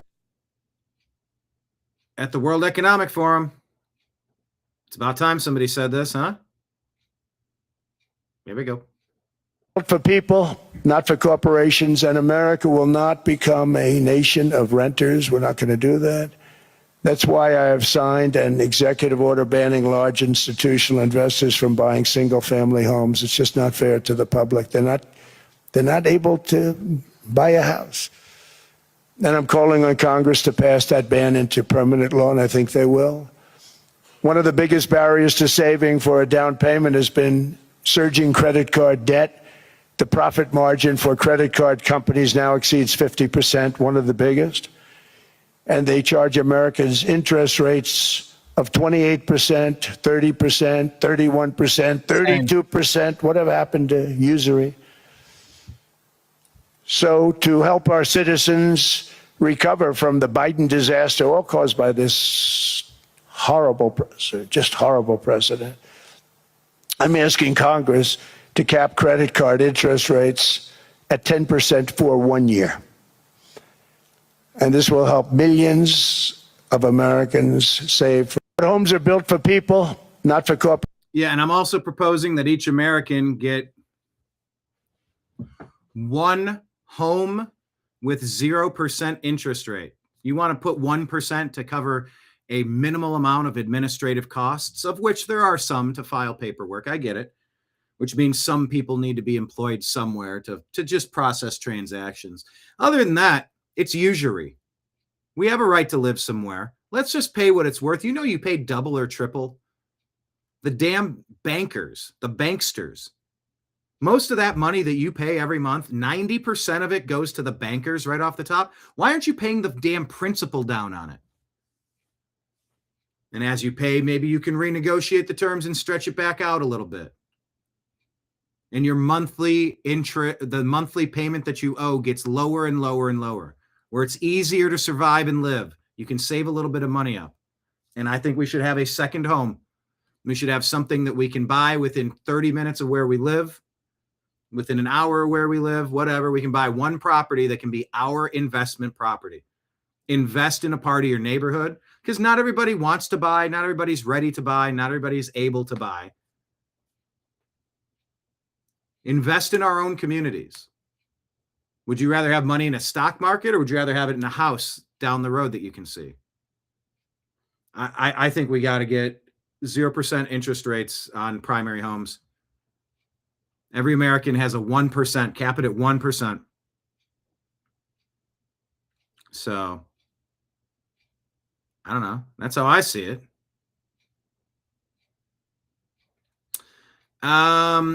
Let's see. Marion, I don't know what to think about that Air Force One tracking. David, something went on. We'll never know about it. Was that leaving Philly? I don't know where it was leaving. Yeah, of course, David. Anyone that wasn't willing to go with him when asked would become suspicious. David says, I think they found something and took it off first and then asked certain people to come with them before the flight. Those are the last minute that couldn't go. Would be easier to question. Interesting. Okay. It's almost like a bit of a setup, maybe. I think when he turned around and landed, they changed planes. Yeah, but if you're on Air Force One, why? What's wrong with Air Force One? Isn't that kept perfect all the time? Why are we having problems with Air Force One? Anyway, yeah, end usury. Banksters, come on. What's Stephanie Warwick saying? Spastic blue-haired monks whine about Christianity and the Crusades, claiming they stole native land and deleted people in the name of God. Now, you've heard that, right? You've been told your whole life how bad the Crusades were. Christians evil, men evil, white Christians evil, Europeans evil, colonizers evil. You've heard all that, right? So let's play a game. What does Egypt, Syria, Iraq, Yemen, Turkey, Morocco, and Sudan have in common? Go ahead. What do all those countries have in common? They were all Christian at one point, until Islam conquered those countries. Oh, but do continue to keep voting in Islamic extremists into your governments. Okay, thanks, bye. Spastic. All those nations used to be Christian, as she says. Christian. Yeah, hopefully this weekend we can do our deep dive into Iran. Trying to figure out which day is going to work, Saturday or Sunday. We got the storms coming, so we will see. Hi, now. Hi, buddy. Oh, thanks. Can I give you a headbutt? There we go. Okay, are you sitting on the... All right, you're sitting on the... Here, let me move this and you can sit back here. Let's do this.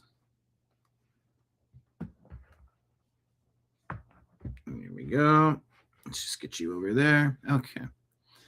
What's happening now? It says add media. What the heck is this? Oh, Nimbus, what did you do, buddy? Hold on. Refresh.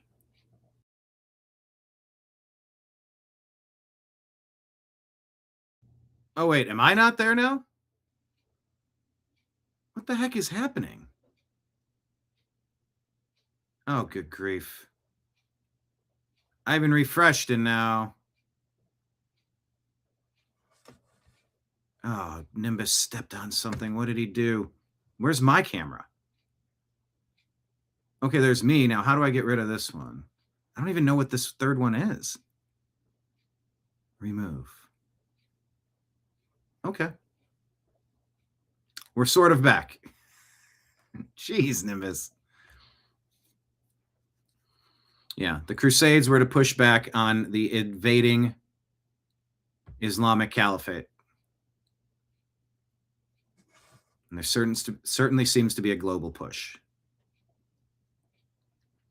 All right. Okay. Ryan Hall, y'all, is going to talk to us about the storm, and I don't believe that this is the most accurate, but it's the one I have queued up. So take a watch.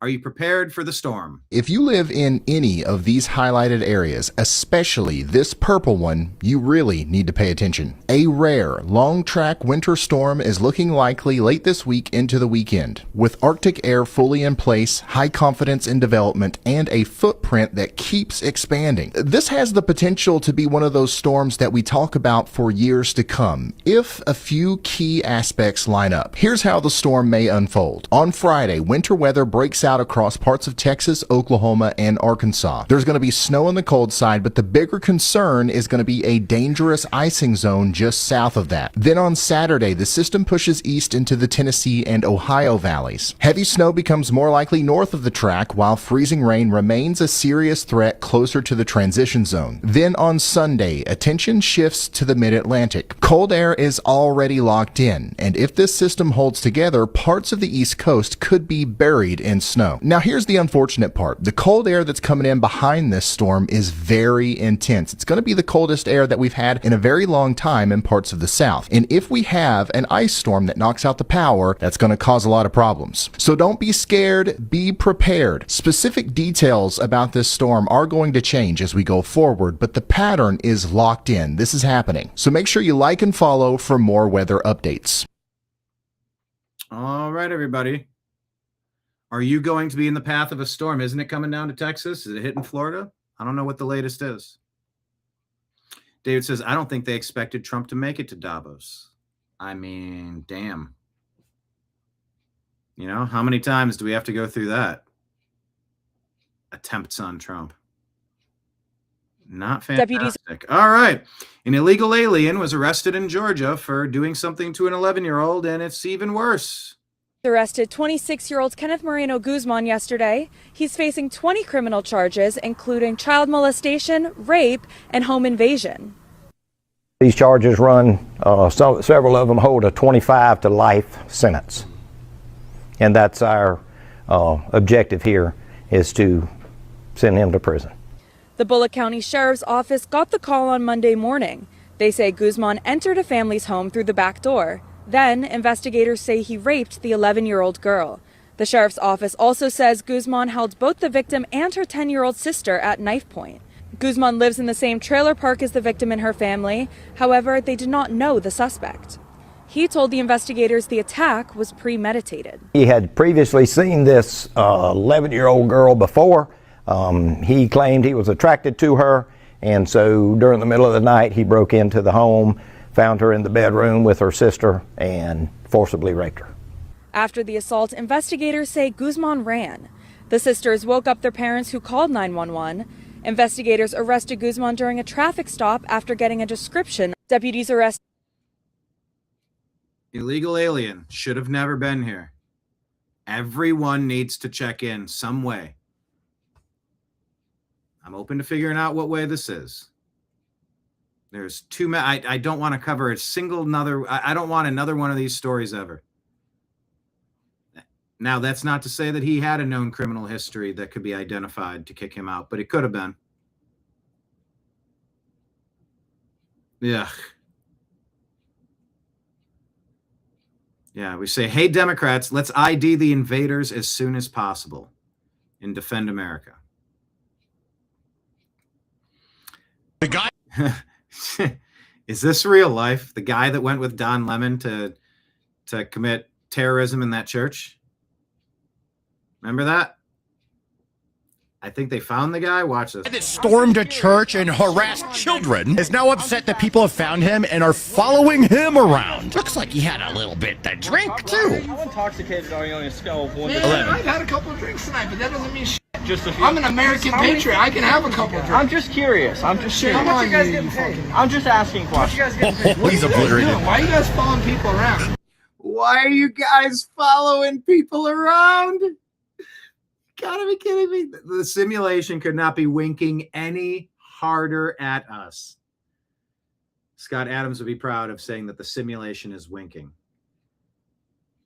And for those who say that you can't hold Scott Adams' opinions about that we're living inside of a computer simulation or something similar, it doesn't mean that Jesus Christ and God and Christianity can't be true within the scope of it's interesting how the simulation plays out, right?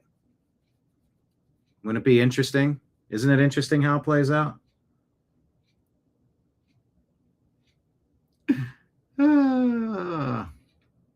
Marion says your husband had to drive an hour away to the next large town because your small town grocery, it was already bare. People panic and raid the stores. Get prepared. It's coming in like 2 days, I think, or just depending on where you're at. It's all over the place. Yeah. Oh, the irony. Why are you following me around? Come on. Why are you following? Typical case of he could serve it, but he can't take it. Follow for more political crack. The guy that...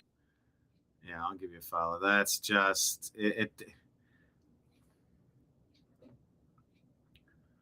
Let's put when the simulation winks button. Hi. What's up, bud? Hi, buddy. Why are you being so nice? Why are you being so nice? Mr. Nimbus entering his 20th season. All right, let's keep it going. Who should be able to vote? Not everybody in this country. Everybody or not everybody? Not everybody in this country should be able to vote. If you don't have a tax return and you're not paying in, you shouldn't be able to vote. I mean, if you're not a homeowner in the homeowner association, you don't get to vote. You're not a part of the group. Because what's happening an American, you don't get to vote. You don't get congressional representation. This isn't rocket science. Here is that we have all these people that are leeches on the government that don't actually pay in, that are then getting votes upon votes upon votes. And by the way, then they're cheating on the votes to vote our country into a communist system that provides for them. American citizens who have an active tax return, meaning they're paying into the system, should be the only people that have a say about what the system is. I mean, hard to dispute that logic. No, if you don't own a home in your homeowners association, you don't get to vote in your homeowners association. If you're not part of the process, why do you get to be a part of the process? What are we even talking about? Hi. Hi, guy. Nimbus is purring, and he's doing side swimming now. Kenneth, you're saying when you see synchronized numbers on the clock, that's a God wink. What do we just have? 333. Oh, we got 333 coming up.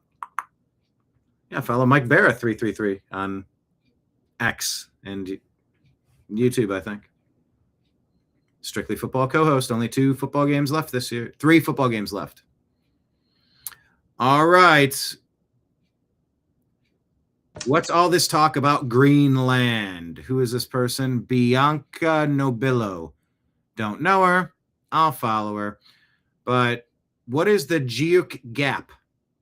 And what do Greenland, Russia, America, and Europe have in common? Take a watch. We all get to study up on Greenland now, it seems.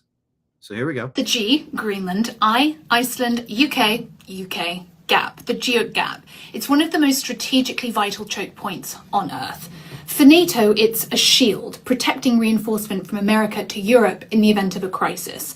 It's also a defensive barrier because controlling this should mean that Russian submarines can't reach the open Atlantic and onwards to North America undetected, because Russia's Northern Fleet, which is its biggest and most significant, needs to pass through it to reach North America unless it opts for longer, riskier routes via Arctic passages. Now, in World War I, Imperial Germany used this gap to send warships into the Atlantic, threatening Britain's shipping routes and food supply. In World War II, Germany occupied Norway, and then this gap became a front line. So Britain and its allies moved quickly, occupying Iceland, the Faroes, and establishing positions in Greenland to block German U-boats and seal this gap. During the Cold War, it became a tech battlefield. NATO laid vast networks of undersea microphones to track Soviet submarines because this seabed is very sensitive, so it's like an acoustic tripwire.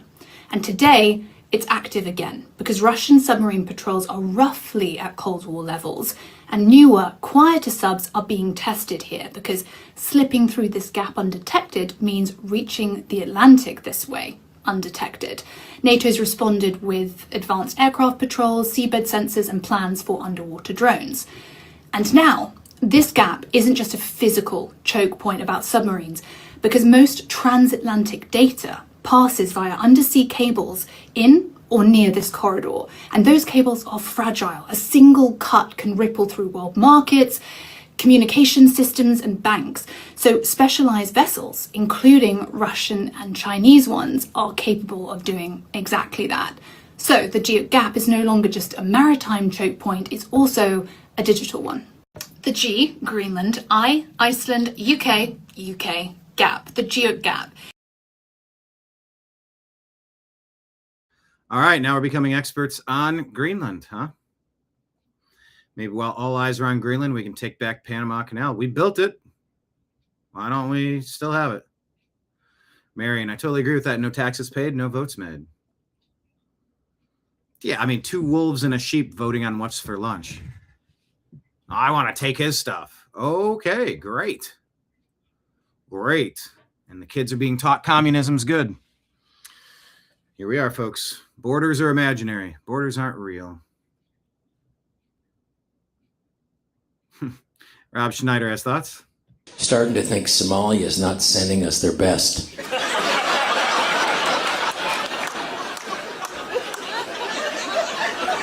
Yeah.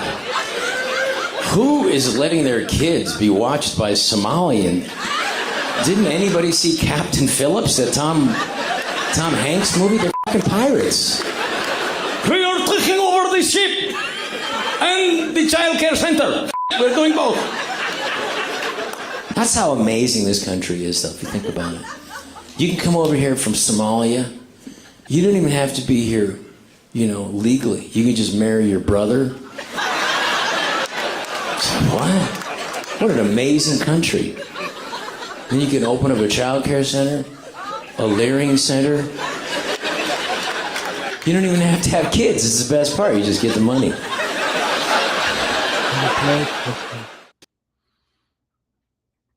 What a great system we have here. Yeah, and Dan referenced that we got such a great system. We got this wonderful system. Well, not if it's being used to destroy us. Something about it. There's a chink in the armor. There's a flaw in the plan. Something has gone awry. If our own laws and rules are being used to destroy us, we have to kind of reevaluate where we're at and how we get out of it. And no, not letting them get away with it is not a solution. So NATO boss Mark Rutte stuns the people in Davos. Take a listen. Here he is. Statements from me will not add anything here. And when it comes to the Arctic, I think President Trump is right. Other leaders in NATO are right. We need to defend the Arctic. We know that the sea lanes are opening up. We know that China and Russia are increasingly active in the Arctic. There are 8 countries bordering on the Arctic. 7 are a member of NATO. That's Finland and Sweden and Norway and Denmark, Iceland, Canada and the US. And there's only 1 country bordering on the Arctic outside NATO, and that's Russia. And I would argue there is a 9th country, which is China, which is increasingly active in the Arctic region. So President Trump and other leaders are right. We have to do more there. We have to protect the Arctic against Russian and Chinese influence. And that's exactly what NATO ambassadors decided to do in September. We are working on that, making sure that collectively we will defend the Arctic region. So, all right. Looks like you get a little bit of common sense there. It's appreciated.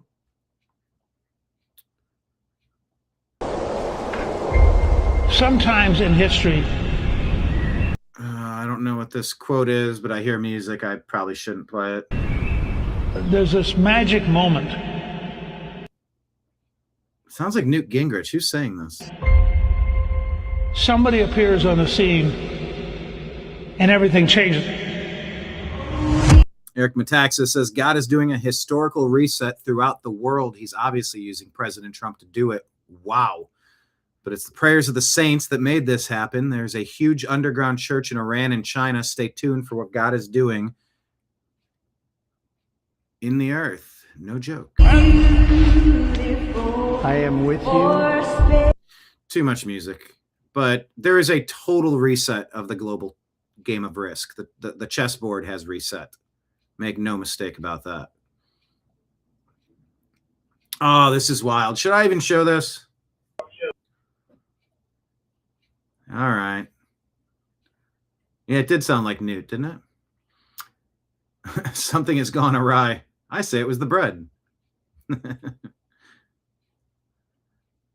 Yeah, just always be prepared. These people were at the office and these 2 clowns come in. Two guys attempt to rob this store at knife point. Dagestan.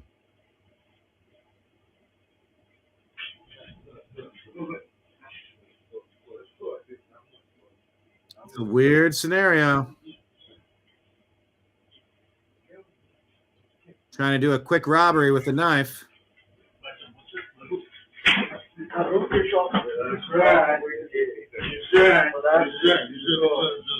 This doesn't go well.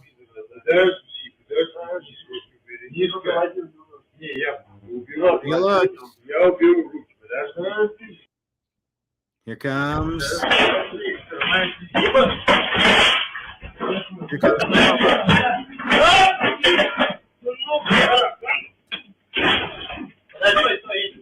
Gotta be prepared now.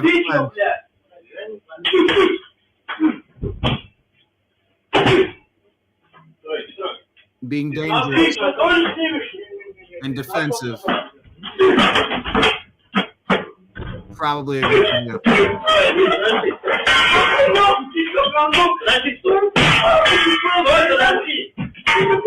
This continues. I'll stop it there. Although I do sound the whimpering of attempted murderers to be music to my ears. I'll stop it there. Where did I hear that? Have a plan to eliminate every single person you meet? Where did that come from? I don't know if it was like Jason Bourne or 007. But it's like every single person you ever meet, you got to have a plan to kill them. Don't become a victim and don't let your country get invaded.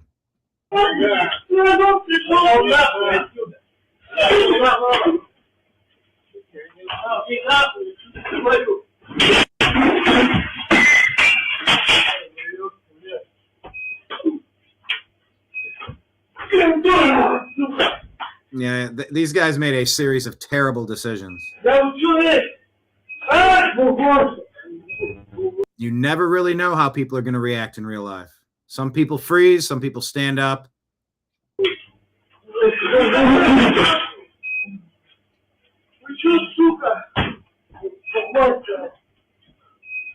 So have a plan, is what I'm telling you. And be prepared for this storm. Be prepared to defend yourself when you go to the grocery store. And there's only one can of beans left.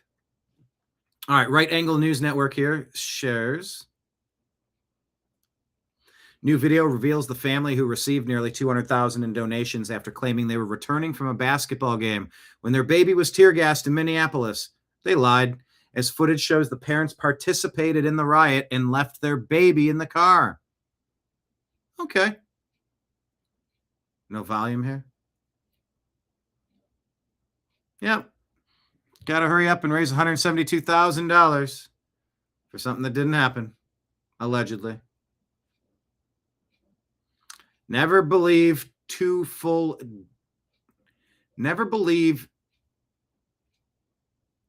stories at face value.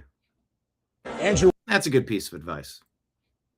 Now, this was making the rounds. This guy, Nick Fuentes, went out and a bunch of people, someone Sneeko, I don't know who this is, Andrew Tate.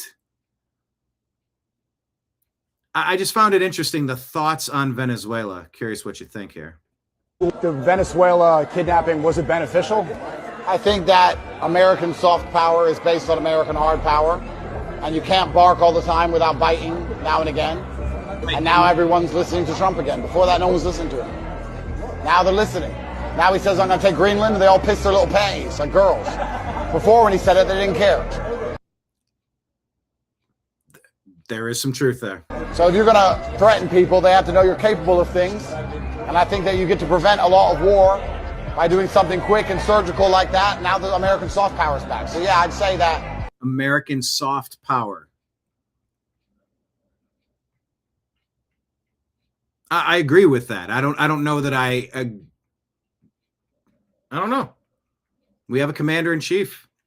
He's been elected to do that on the global stage. One, it's good for America. Open arrest warrants for him in the United States for narco-terrorism. I want to call him Chavez. It's not Chavez. It's Maduro. And two, if I'm actually honest with you guys, the official narrative is bullshit. Maduro either did a But it's not about what they're saying it's about. deal or his team did a deal. And many people are saying it appeared to be maybe an extraction.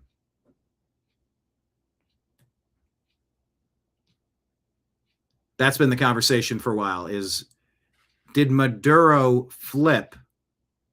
And was that more of a planned extraction? And we don't know that.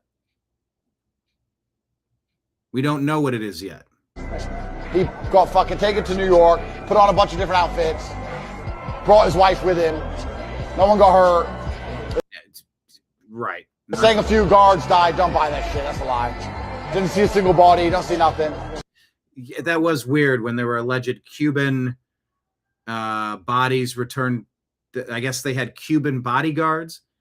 And when they got off the plane, they were carrying these tiny little boxes, like cremains for a Labrador or something. I don't know what that was about. He's probably already out of witness protection with a shaved head in Arizona, bro. He ain't going to jail. He ain't going to jail. It's minor. Or he's going to sit there for a bit so he doesn't look like a punk. So he doesn't look like a bitch. Like, oh, they kidnapped me. But it's all just a fucking deal. The world is a stage. I promise you. Everything you see and everything they allow you to see is manufactured. It's all scripted. It's all theater. What we think happened is not what happened. I would argue, if I had to guess, that one of two things happened. Either one of two things. Big thing saying showing X clips and post delivering it as news is an absolute joke. Haha. Awesome. What do you want from me? We're not on X, by the way. We're on Instagram at the moment. We're sharing conversations and we're discussing what people are discussing. It's what we do. We dump the trash can upside down every day. There's rubbish. There's fake news. There's fact. And we're trying to get to the bottom of it. I mean, what have we talked about? We've talked about Greenland. We've talked about the incoming storm. We've talked about Venezuela. We've talked about every interesting topic that people are talking about. Delivering it as news is an absolute joke. The fuck does that even mean? I'm delivering it as what people are talking about, and we're discussing, do we believe it? Are there holes in the theory? We played the Michelle Obama clip calling her a racist yesterday, and it's like I played it from 3 different sources. I didn't hear her specifically say what she's being accused of. We played it in real time. We discussed it in real time. We came up with a parameter of how to process that story, and until we get some more info, maybe we shouldn't be repeating it the way that some people are. Every day, every story, we're processing it individually. I don't know what the news networks are saying. I don't fucking listen to them. I don't like them. I don't consume it. I don't know what the marching orders are at Fox. I don't know what they are at CNN, other than the occasional clip that crosses our desk, and we show you, and we talk about it. Anyway, this is what Andrew says he thinks really happened there. Maduro understood his time was up. And his time was up. Didn't want to run away like a pussy. Told Trump, come get me on this day, this time, put me in jail for a year, let me out, and you can have Venezuela. Or he said no to the deal. So then Trump called everyone underneath him and bought all his team underneath him to turn off the air defense, whatever, and took him. And that's why there's no point in sitting there going, oh yeah, Venezuela's sovereign state, blah, blah. If their own people sell them out, if their own military generals take $1 million bribes to turn off the air defense, why the fuck are we talking about sovereign states? They're not a sovereign state. Yeah, they're not. You're not a sovereign state if you're going to sell yourself for fucking printed money, and a lot of them do. So yeah, I mean, obviously, it would suck if you're kidnapped, but then Trump gets to yell at people again. It's kind of funny. Andrew, the point of soft power is well taken. That was the main takeaway I wanted to show you there, because yeah, the negotiating power that you have. After running an operation like that quick, that severe, it doesn't go unnoticed on the world stage by any stretch. So what is going on with Greenland? All right, what is going on with Greenland? They're going to be our new brother. No, I'm just kidding. Here's actually what I love that part. They're going to be our new brother. That's kind of funny. You need to know. Number 1, Greenland is not really green. It's a massive Arctic island, mostly covered in ice, and it's actually part of the Kingdom of Denmark. The U.S. already has major military agreements there dating back to World War II when we kind of saved Greenland. We've got bases, radar systems, missile defense infrastructure there because Greenland sits right smack dab in the middle of North America, Russia, and Europe. So this is not some random place that Trumpy likes. We are deeply involved there. Number 2, why does Trump want Greenland? Mainly for national security, Greenland controls key Arctic shipping lanes, the capability to process rare earth minerals, and strategic military positioning as the ice melts and tensions heat up around the globe. Trump's argument is, if the U.S. doesn't lock her down, China or Russia will. But what exactly does acquiring Greenland look like? We're not totally sure. However, it's not going to be military intervention. Trump said today he's not going to put tariffs on Europe, and instead, he and NATO worked out a framework for a deal. So we're gonna see. And lastly, the counter argument coming from some on the left and the right is that this is imperialism, this is offensive, why are we bullying a NATO ally? Some on the right are saying, do we really want the cost of this and the political headache? What if we focused on helping the Iranian people first, for instance? But those are the arguments, okay? There you have it. As always, the media outrage is a bit dramatic. Things went really well today, as many of the world leaders and decision makers met up in Davos, Switzerland for their yearly World Economic Forum. Did the president go about it in the best way? No, of course not. But he wants America to stay the global dominant power in the Arctic. And if we don't, someone else will likely take that role. China, Russia. It's all gonna be okay, guys. I hope we learned something. Well, I think what we learned is that Big Things claims to watch this show regularly, although I've never seen you here before. You say, just move on, say I'm wrong. And that's why you don't get awesome amounts of viewers. Okay. I don't know why you're here being an asshole. And have you ever been here before? Or is this your first show? This is the first time I recall your handle being in this show.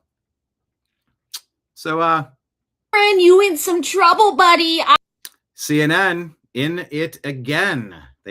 They don't seem to learn their lesson. Think you realize how bad you messed up on CNN. Yeah. I've seen what happens to people that get on TV and lie about our president. And I know you're young. You probably thought this was going to be the thing that got you pushed to the top in the Democratic Party. They were going to let you be their mouthpiece. See, here's the thing. None of us have ever heard of you in the first place. And this is the first time we're seeing you.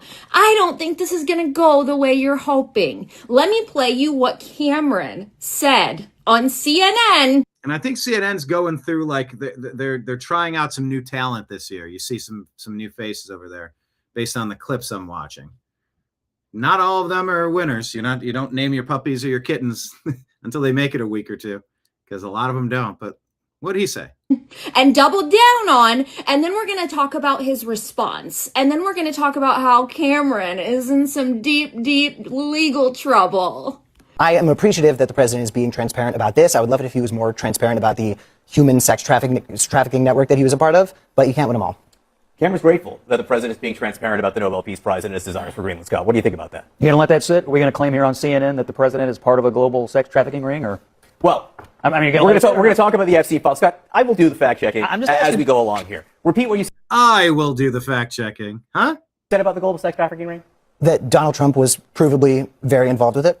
Okay, we'll get to that later. I mean, Donald Trump has never been charged with any crimes in relation to Jeffrey Epstein. But let's be adults here. We'll talk about let's FC be serious. Satisfied? Cameron, you in some trouble, buddy, and this isn't going to save you. I would like to retract my comments from CNN last night and truly apologize. Whoops. Donald Trump was obviously not involved in a giant international thing where women and children were systematically raped by elites. I said that by accident. I didn't mean it, except you doubled down. You doubled down. So, Cameron, I think that you were trying to get your moment where everybody would start to recognize you, but we're no longer a country where we celebrate people that just spew lies and hate on TV to get a reaction. Cameron! Oh, CNN. Well played. I'm not surprised by that in any way. This is actually what I should have played on the immigration show. I think I intended to maybe start the show with this, but to hear that tens of millions of invaders into our nation is not a big deal. It's not that urgent. It's not all that. It's not as important as I'm making it out to be. Maybe in hindsight, I probably should have played this to start, but let's play it now. President Trump shared this off of the Dan Bongino account. Watch this and tell me that the border that's been left open to tens of millions of people to flood in here, that it's not urgent and we have to do something about it. Open borders plan to entrench single-party rule, explained in under 2 minutes. 1. Flood the country with untold millions of illegals by land, sea, and air from all over the world. Everywhere. Non-stop, focused, intentional. It's not a migration crisis. It's a plan. Enough to eclipse the populations of 36 individual U.S. states so far. 2. Prioritize the needs of these millions of non-citizens over the needs of the American citizen. Stealing from our public coffers. American welfare programs going to people that are not American citizens. Unforgivable. Free flights, buses, hotels, meals, and phones, ensuring their loyalty to the political party that imported them. 3. Keep them in the country at all costs, even when they commit violent crime like murder and rape.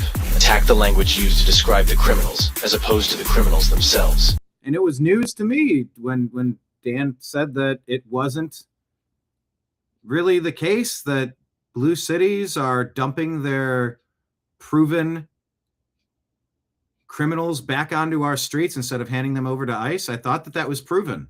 I think he was disputing that, and I was very surprised to hear that being disputed. He seemed to be blaming it on, well, ICE just didn't do their job, or ICE didn't seem to care.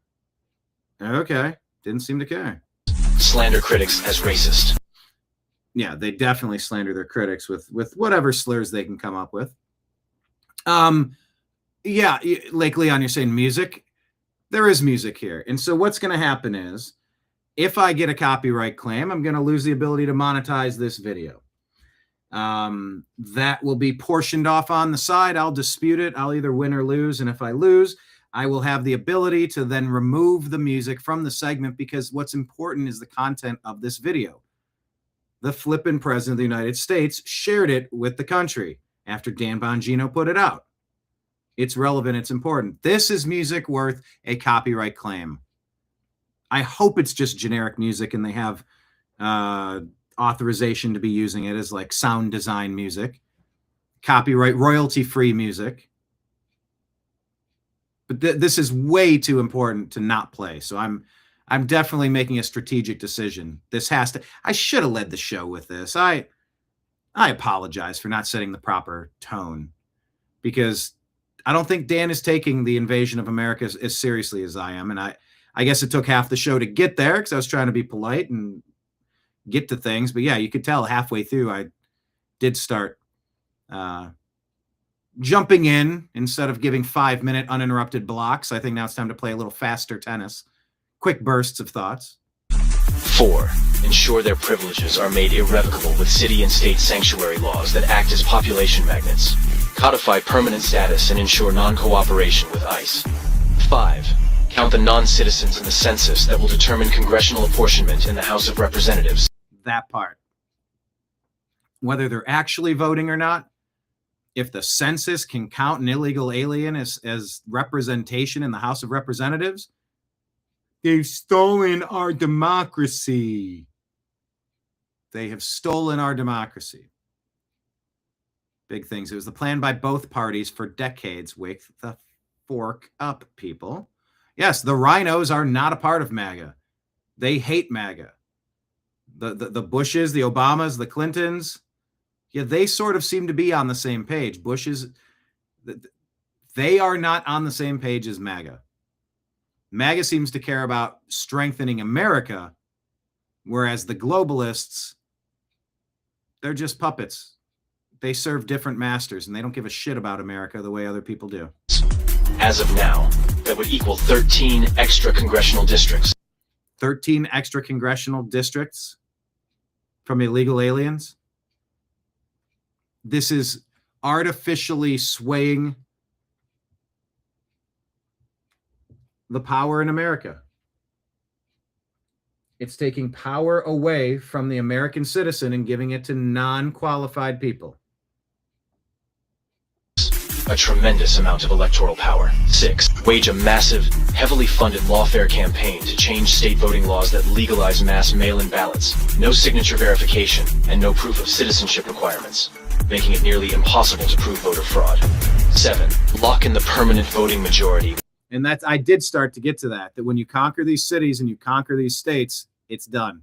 It's over. There's no going back. With campaign promises of lavish benefits and permanent privileges, enshrining generational fealty to the Democrat Party. 8. Win elections. Yeah, tell me 2020 was on the up and up. Good times. 9. Entrenched single-party rule has been achieved. Yeah, I believe I made that point pretty clear. The best part? Your tax dollars are paying for it. Yeah, but wait, open border. It gets better. But wait, it gets better.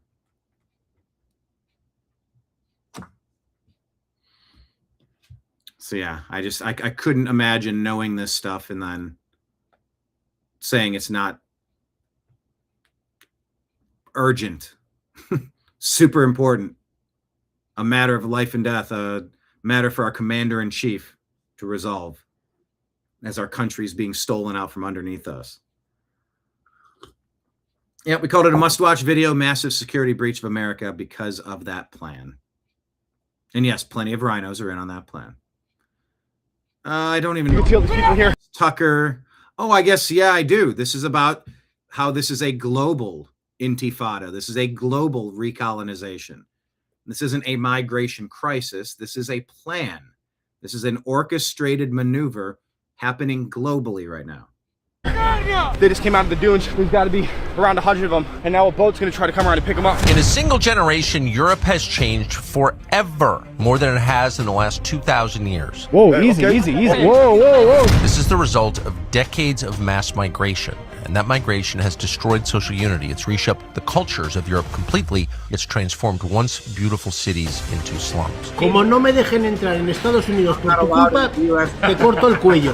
Many cities, natives are now the minority. This was not an accident. It didn't happen organically. You're not imagining it. Well, the police do that because they are working with the criminals, the one who smuggle people. The governments of Western Europe and the United States and Canada, New Zealand, and Australia did this on purpose to their own people. They opened their border and they paid for the rest of the world, the third world, to move into their countries. Whatever happens, happens, I suppose. How exactly did they do that? Our cameras found out. We followed one of the deadliest trade routes on Earth, from Africa to the Canary Islands to Spain, France, ending in the UK. This is what happens when you let a bunch of foreigners completely overtake your country. Along the way, we uncovered the entire system of criminal networks, NGOs, and criminal governments coordinating together to destroy the West. Every boat that arrives here, the mafia gets between 50 to 60,000 euros. All played a role. Every migrant that lands here, the Coyote gets 50 to 60,000 euros. People are selling out their countrymen for 40 pieces of silver. In this massive human trafficking scheme, moving people across borders to reshape the West. Los personas aquí tienen trabajos o nada? No trabajan. Europeans are being replaced racially, spiritually, culturally in their own homeland, and so are we. We inform them what to do and not to do. So they don't catch them there and they bring them back to Spain. The only question is, will Europe awaken before it has disappeared? Do you think we could get killed? If not killed, at least you will get beat up. Watch Replacing Europe only on TuckerCarlson.com. And the Tucker Carlson haters call him Tucker Catarlson, saying he's taking money from Qatar. You're asking in the comments section here about Jack Smith. The latest here is that House Judiciary Committee hearing with former special counsel Jack Smith concluded with no formal outcome like a vote or charges or legal ruling, since it was a congressional oversight hearing, not a court proceeding.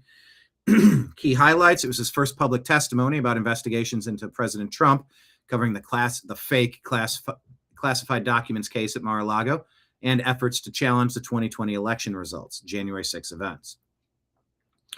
Smith defended his work, expressing no regrets. Republicans grilled on alleged procedural issues like obtaining non-disclosure orders for lawmakers' phone data, potential evidence mishandling in Mar-a-Lago, political motivations.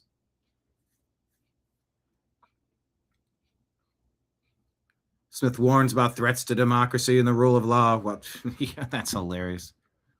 and noted he expects potential charges from the current Trump DOJ against him. So there you have it. There's that. Yeah, it's a global. Why do they have lines? Basil the Great shares this, saying, a migrant is confused why people in Britain stand in a queue. That's a line. Why are they in lines? You can literally skip the line and get the train. What the hell? They're all in the line. You can literally just go straight to the door, bro. Okay, bro. What the hell? Why are you all in lines? Look at them. You wonder who takes all the candy at Halloween? One of the people that don't assimilate and show a little bit of, social cohesion, kind of working together in this society. You just go in the train. You just take what you want. That's just... want to go in the train. Oh, this life is corrupted. Everyone's in a circus. Look, they're all in the line, one by one, waiting to get on the train. Life is a simulation. Why? Yeah. Just take whatever you want, right? President Trump put this message out here about a meeting. It says, based upon a very productive meeting that I had with the Secretary General of NATO, Mark Rutte, we formed the framework of a future deal with respect to Greenland and, in fact, the entire Arctic region. The solution, if consummated, will be a great one for the United States of America and all NATO nations. Based upon this understanding, I will not be imposing the tariffs that were scheduled to go into effect February 1st. Additional discussions are being held concerning the Golden Dome as it pertains to Greenland. Further information will be made available as discussions progress. Vice President J.D. Vance, Secretary of State Marco Rubio, Special Envoy Steve Witkoff, and various others, as needed, will be responsible for the negotiations. They will report directly to me. Thank you for your attention to this matter. So, looks like we are maybe anticipating some sort of an update on Greenland. The framework of a deal has been... The agreement on the framework of a deal has been reached. It's interesting how deals are done. The Art of the Deal. Read the book. Nick Shirley sends a shiver down the spine of every Democrat fraudster in America, particularly California. What makes you think that? Well, now you're seeing, since I've posted that video, lots of other people have started to go to other locations, for instance, in Ohio or in Maine or in California. They're also seeing the similar fraud take place in other daycares, for instance, in a lot of other locations. Yeah, I have a particular interest in California, being from that state, and we know that there's been a lot of fraud. There was $32.6 billion that's been confirmed in unemployment insurance fraud. There's 1.2 million fraudulent community college applications. Have you gotten any sense, or have you seen any signs there that sort of are similar to what aroused your suspicions in Minnesota? Yeah, and fraud in California might be worse than the fraud in Minnesota. What makes you say that? Well, $24 billion went missing for homelessness. They've been trying to build this train for years, yet there's hardly anything to prove for that. Fires. Yeah, those are good points. So you look at let's run through a couple of those, because I mentioned the areas where we have confirmed fraud, but then you also have these areas where you have so much spending, and then we look at what results from that spending, and there's nothing. So $24 billion in homelessness, and yet the homeless population went up. And a state audit found that they couldn't even figure out where the money went or what the outcomes linked to that spending were. Is that something that is kind of a red flag for you? Yeah, it's a major red flag, and you don't even have to be smart to be able to know that that's a red flag. Well, unfortunately, our state legislators haven't managed to figure that out, or at least the governor hasn't. So what are you saying about him? They're not smart. No, but yeah, I mean, it's so obvious, and that's what we saw in Minnesota, is how complicit the government has been in enabling this fraud to happen. Quality Learning Center had over 90 violations, yet they continue to give that daycare $1.9 million. Correct. What makes you think that? Well, now you're seeing, since I've posted that video, lots of other people have started to go to other locations, for instance, in Ohio or in Maine or in California. They're also seeing the similar fraud take place in other daycares, for instance, in a lot of other locations. Yeah, I have a particular interest in California, being from that state, and we know that there's been a lot of fraud. There was $32.6 billion that's been confirmed in unemployment insurance fraud. There's 1.2 million fraudulent community college applications. Have you gotten any sense, or have you seen any signs there that sort of are similar to what aroused your suspicions in Minnesota? Yeah, and fraud in California might be worse than the fraud in Minnesota. What makes you say that? Well, $24 billion went missing for homelessness. They've been trying to build this train. Okay, I think it reset there. So keep your eyes peeled. Nick Shirley going and reporting. Marion saying, yeah, Trump was not and is still not a politician, but he's a deal maker. Fraud is everywhere. Doge help us indeed. But lots of hearings and lots of this and that, but I'd like to see more action, that's for sure. David Harris Jr. shares former Cochise County, Arizona deputy attorney charged after following and recording a minor inside of Target. Investigators say surveillance shows him returning to his car after filming the girl. Her father told police he found him in the driver's seat with his pants disheveled, allegedly watching a video of the child on his phone before intervening. Former Cochise County, Arizona deputy attorney. Well, there you go. Bless that girl's dead. What is this? YouTube journalist allegedly. Massachusetts. Keep your eyes peeled on Massachusetts. $600 million fraud scheme behind university walls. After reviewing dozens of schools and public funding streams, this journalistic investigators claiming universities are funneling government grants in ways that expand illegal immigration while taxpayers absorb the cost. What begins as access to education, he argues, quickly turns into a system of incentives that rewards enrollment volume over oversight. Public money moves quietly, accountability fades, and institutions benefit as communities are left with the consequences. According to the investigation, this is not an isolated issue, but the early stages of a much larger scheme, one that raises serious questions about transparency, priorities, and who truly profits. This is just the beginning, and the deeper the funding trail goes, the harder it is to ignore. Minneapolis is the tip of the iceberg. Stay tuned. Third Eye Thirst says one of the strongest signs of intelligence is the ability to consider another person's perspective without becoming defensive.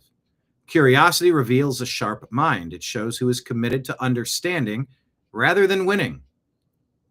And during that conversation earlier, I did not want to pit it as a battle between Dan and I, a heavyweight bout. We were having a talk. We were having a talk.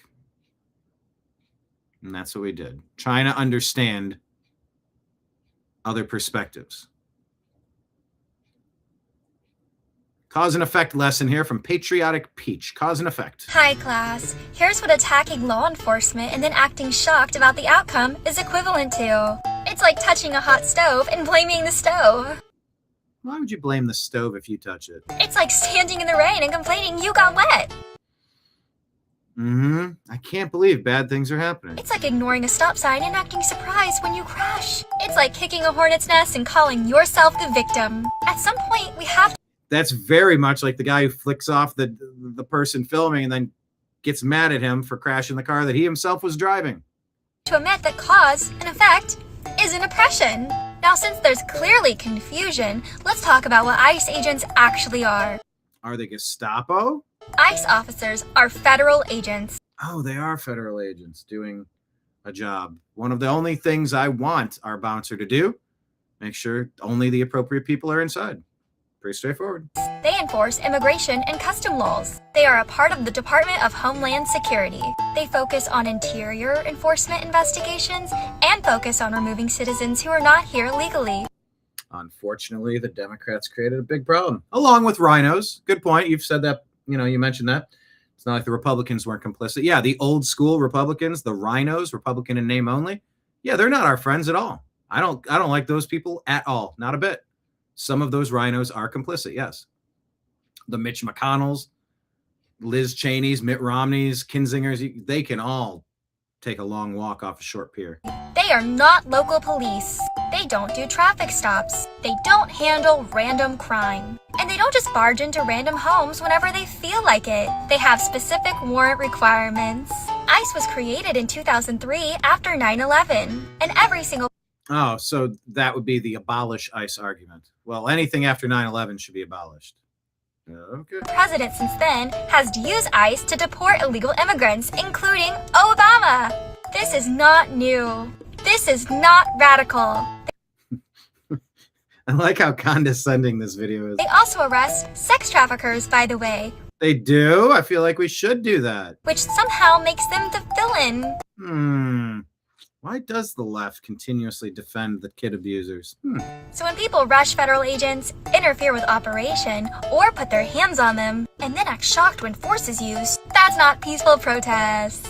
You don't get to play with fire, and then cry when you get burned. Are you listening? You want to participate? You want to be an observer? Yeah. There's a way to participate. There's a way to see something, say something, film, and you stay out of the way.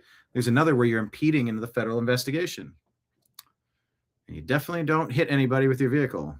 High class. Anyway, I did sort of like that a lot. C3 says, hey, do you notice a trend? Trump wins in 2016 and then the Democrats riot. Trump is leading in 2020 and then the Democrats riot. Elon uncovers government fraud and Democrats riot. Nick Shirley uncovers Somali fraud and the Democrats riot. Trump administration and ICE deport illegal aliens and the Democrats riot. The Democrats are the party of violence. A little too simplified?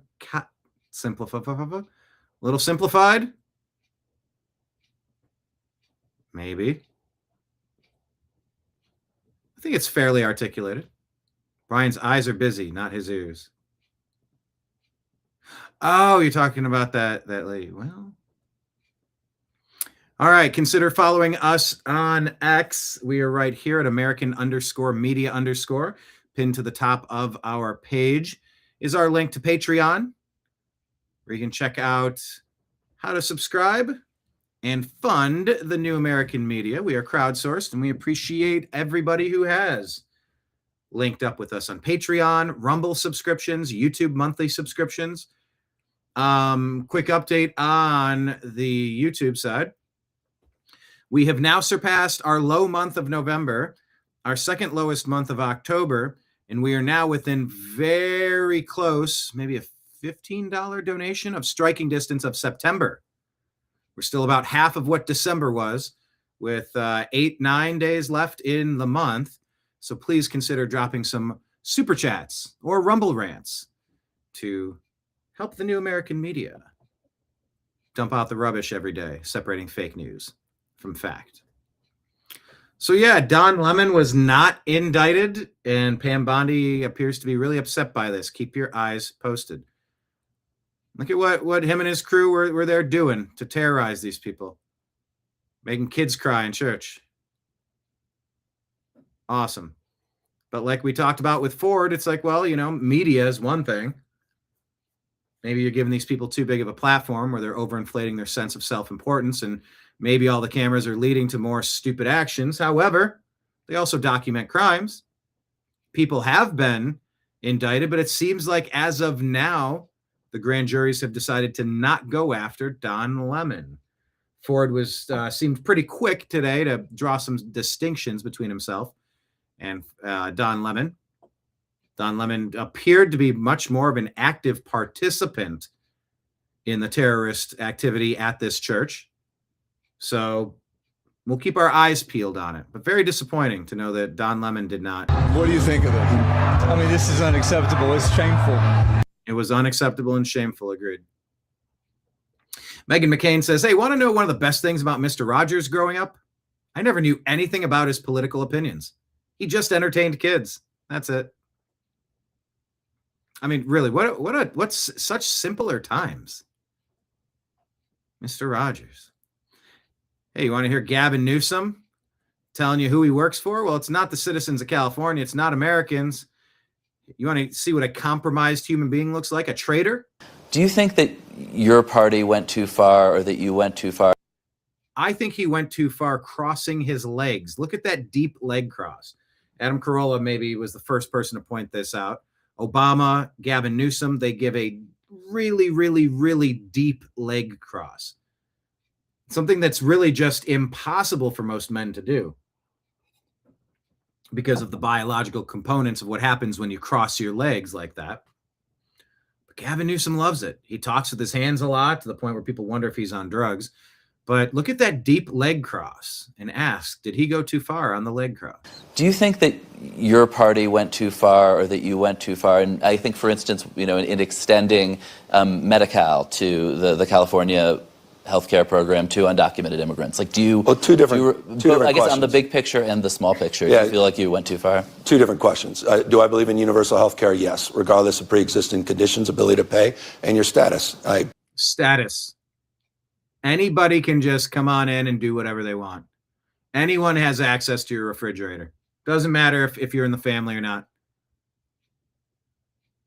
Everybody can eat the food in your fridge. Campaign on that. We delivered on that, and I'm proud of that. We're one of 16 states to provide care to people regardless of their immigration status. Yep. And then you got to keep buying more food. It's a bold strategy.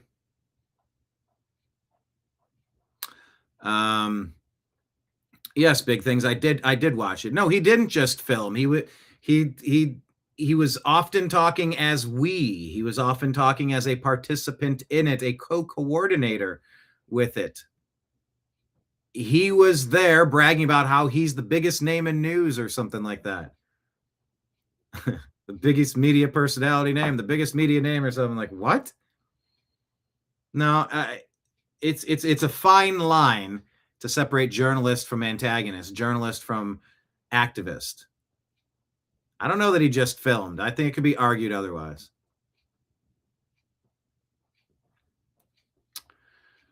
Here it is. Here's your weather forecast for the day. If you're curious, take a look. It's on the screen, big screen. Take a look at this weather pattern right here.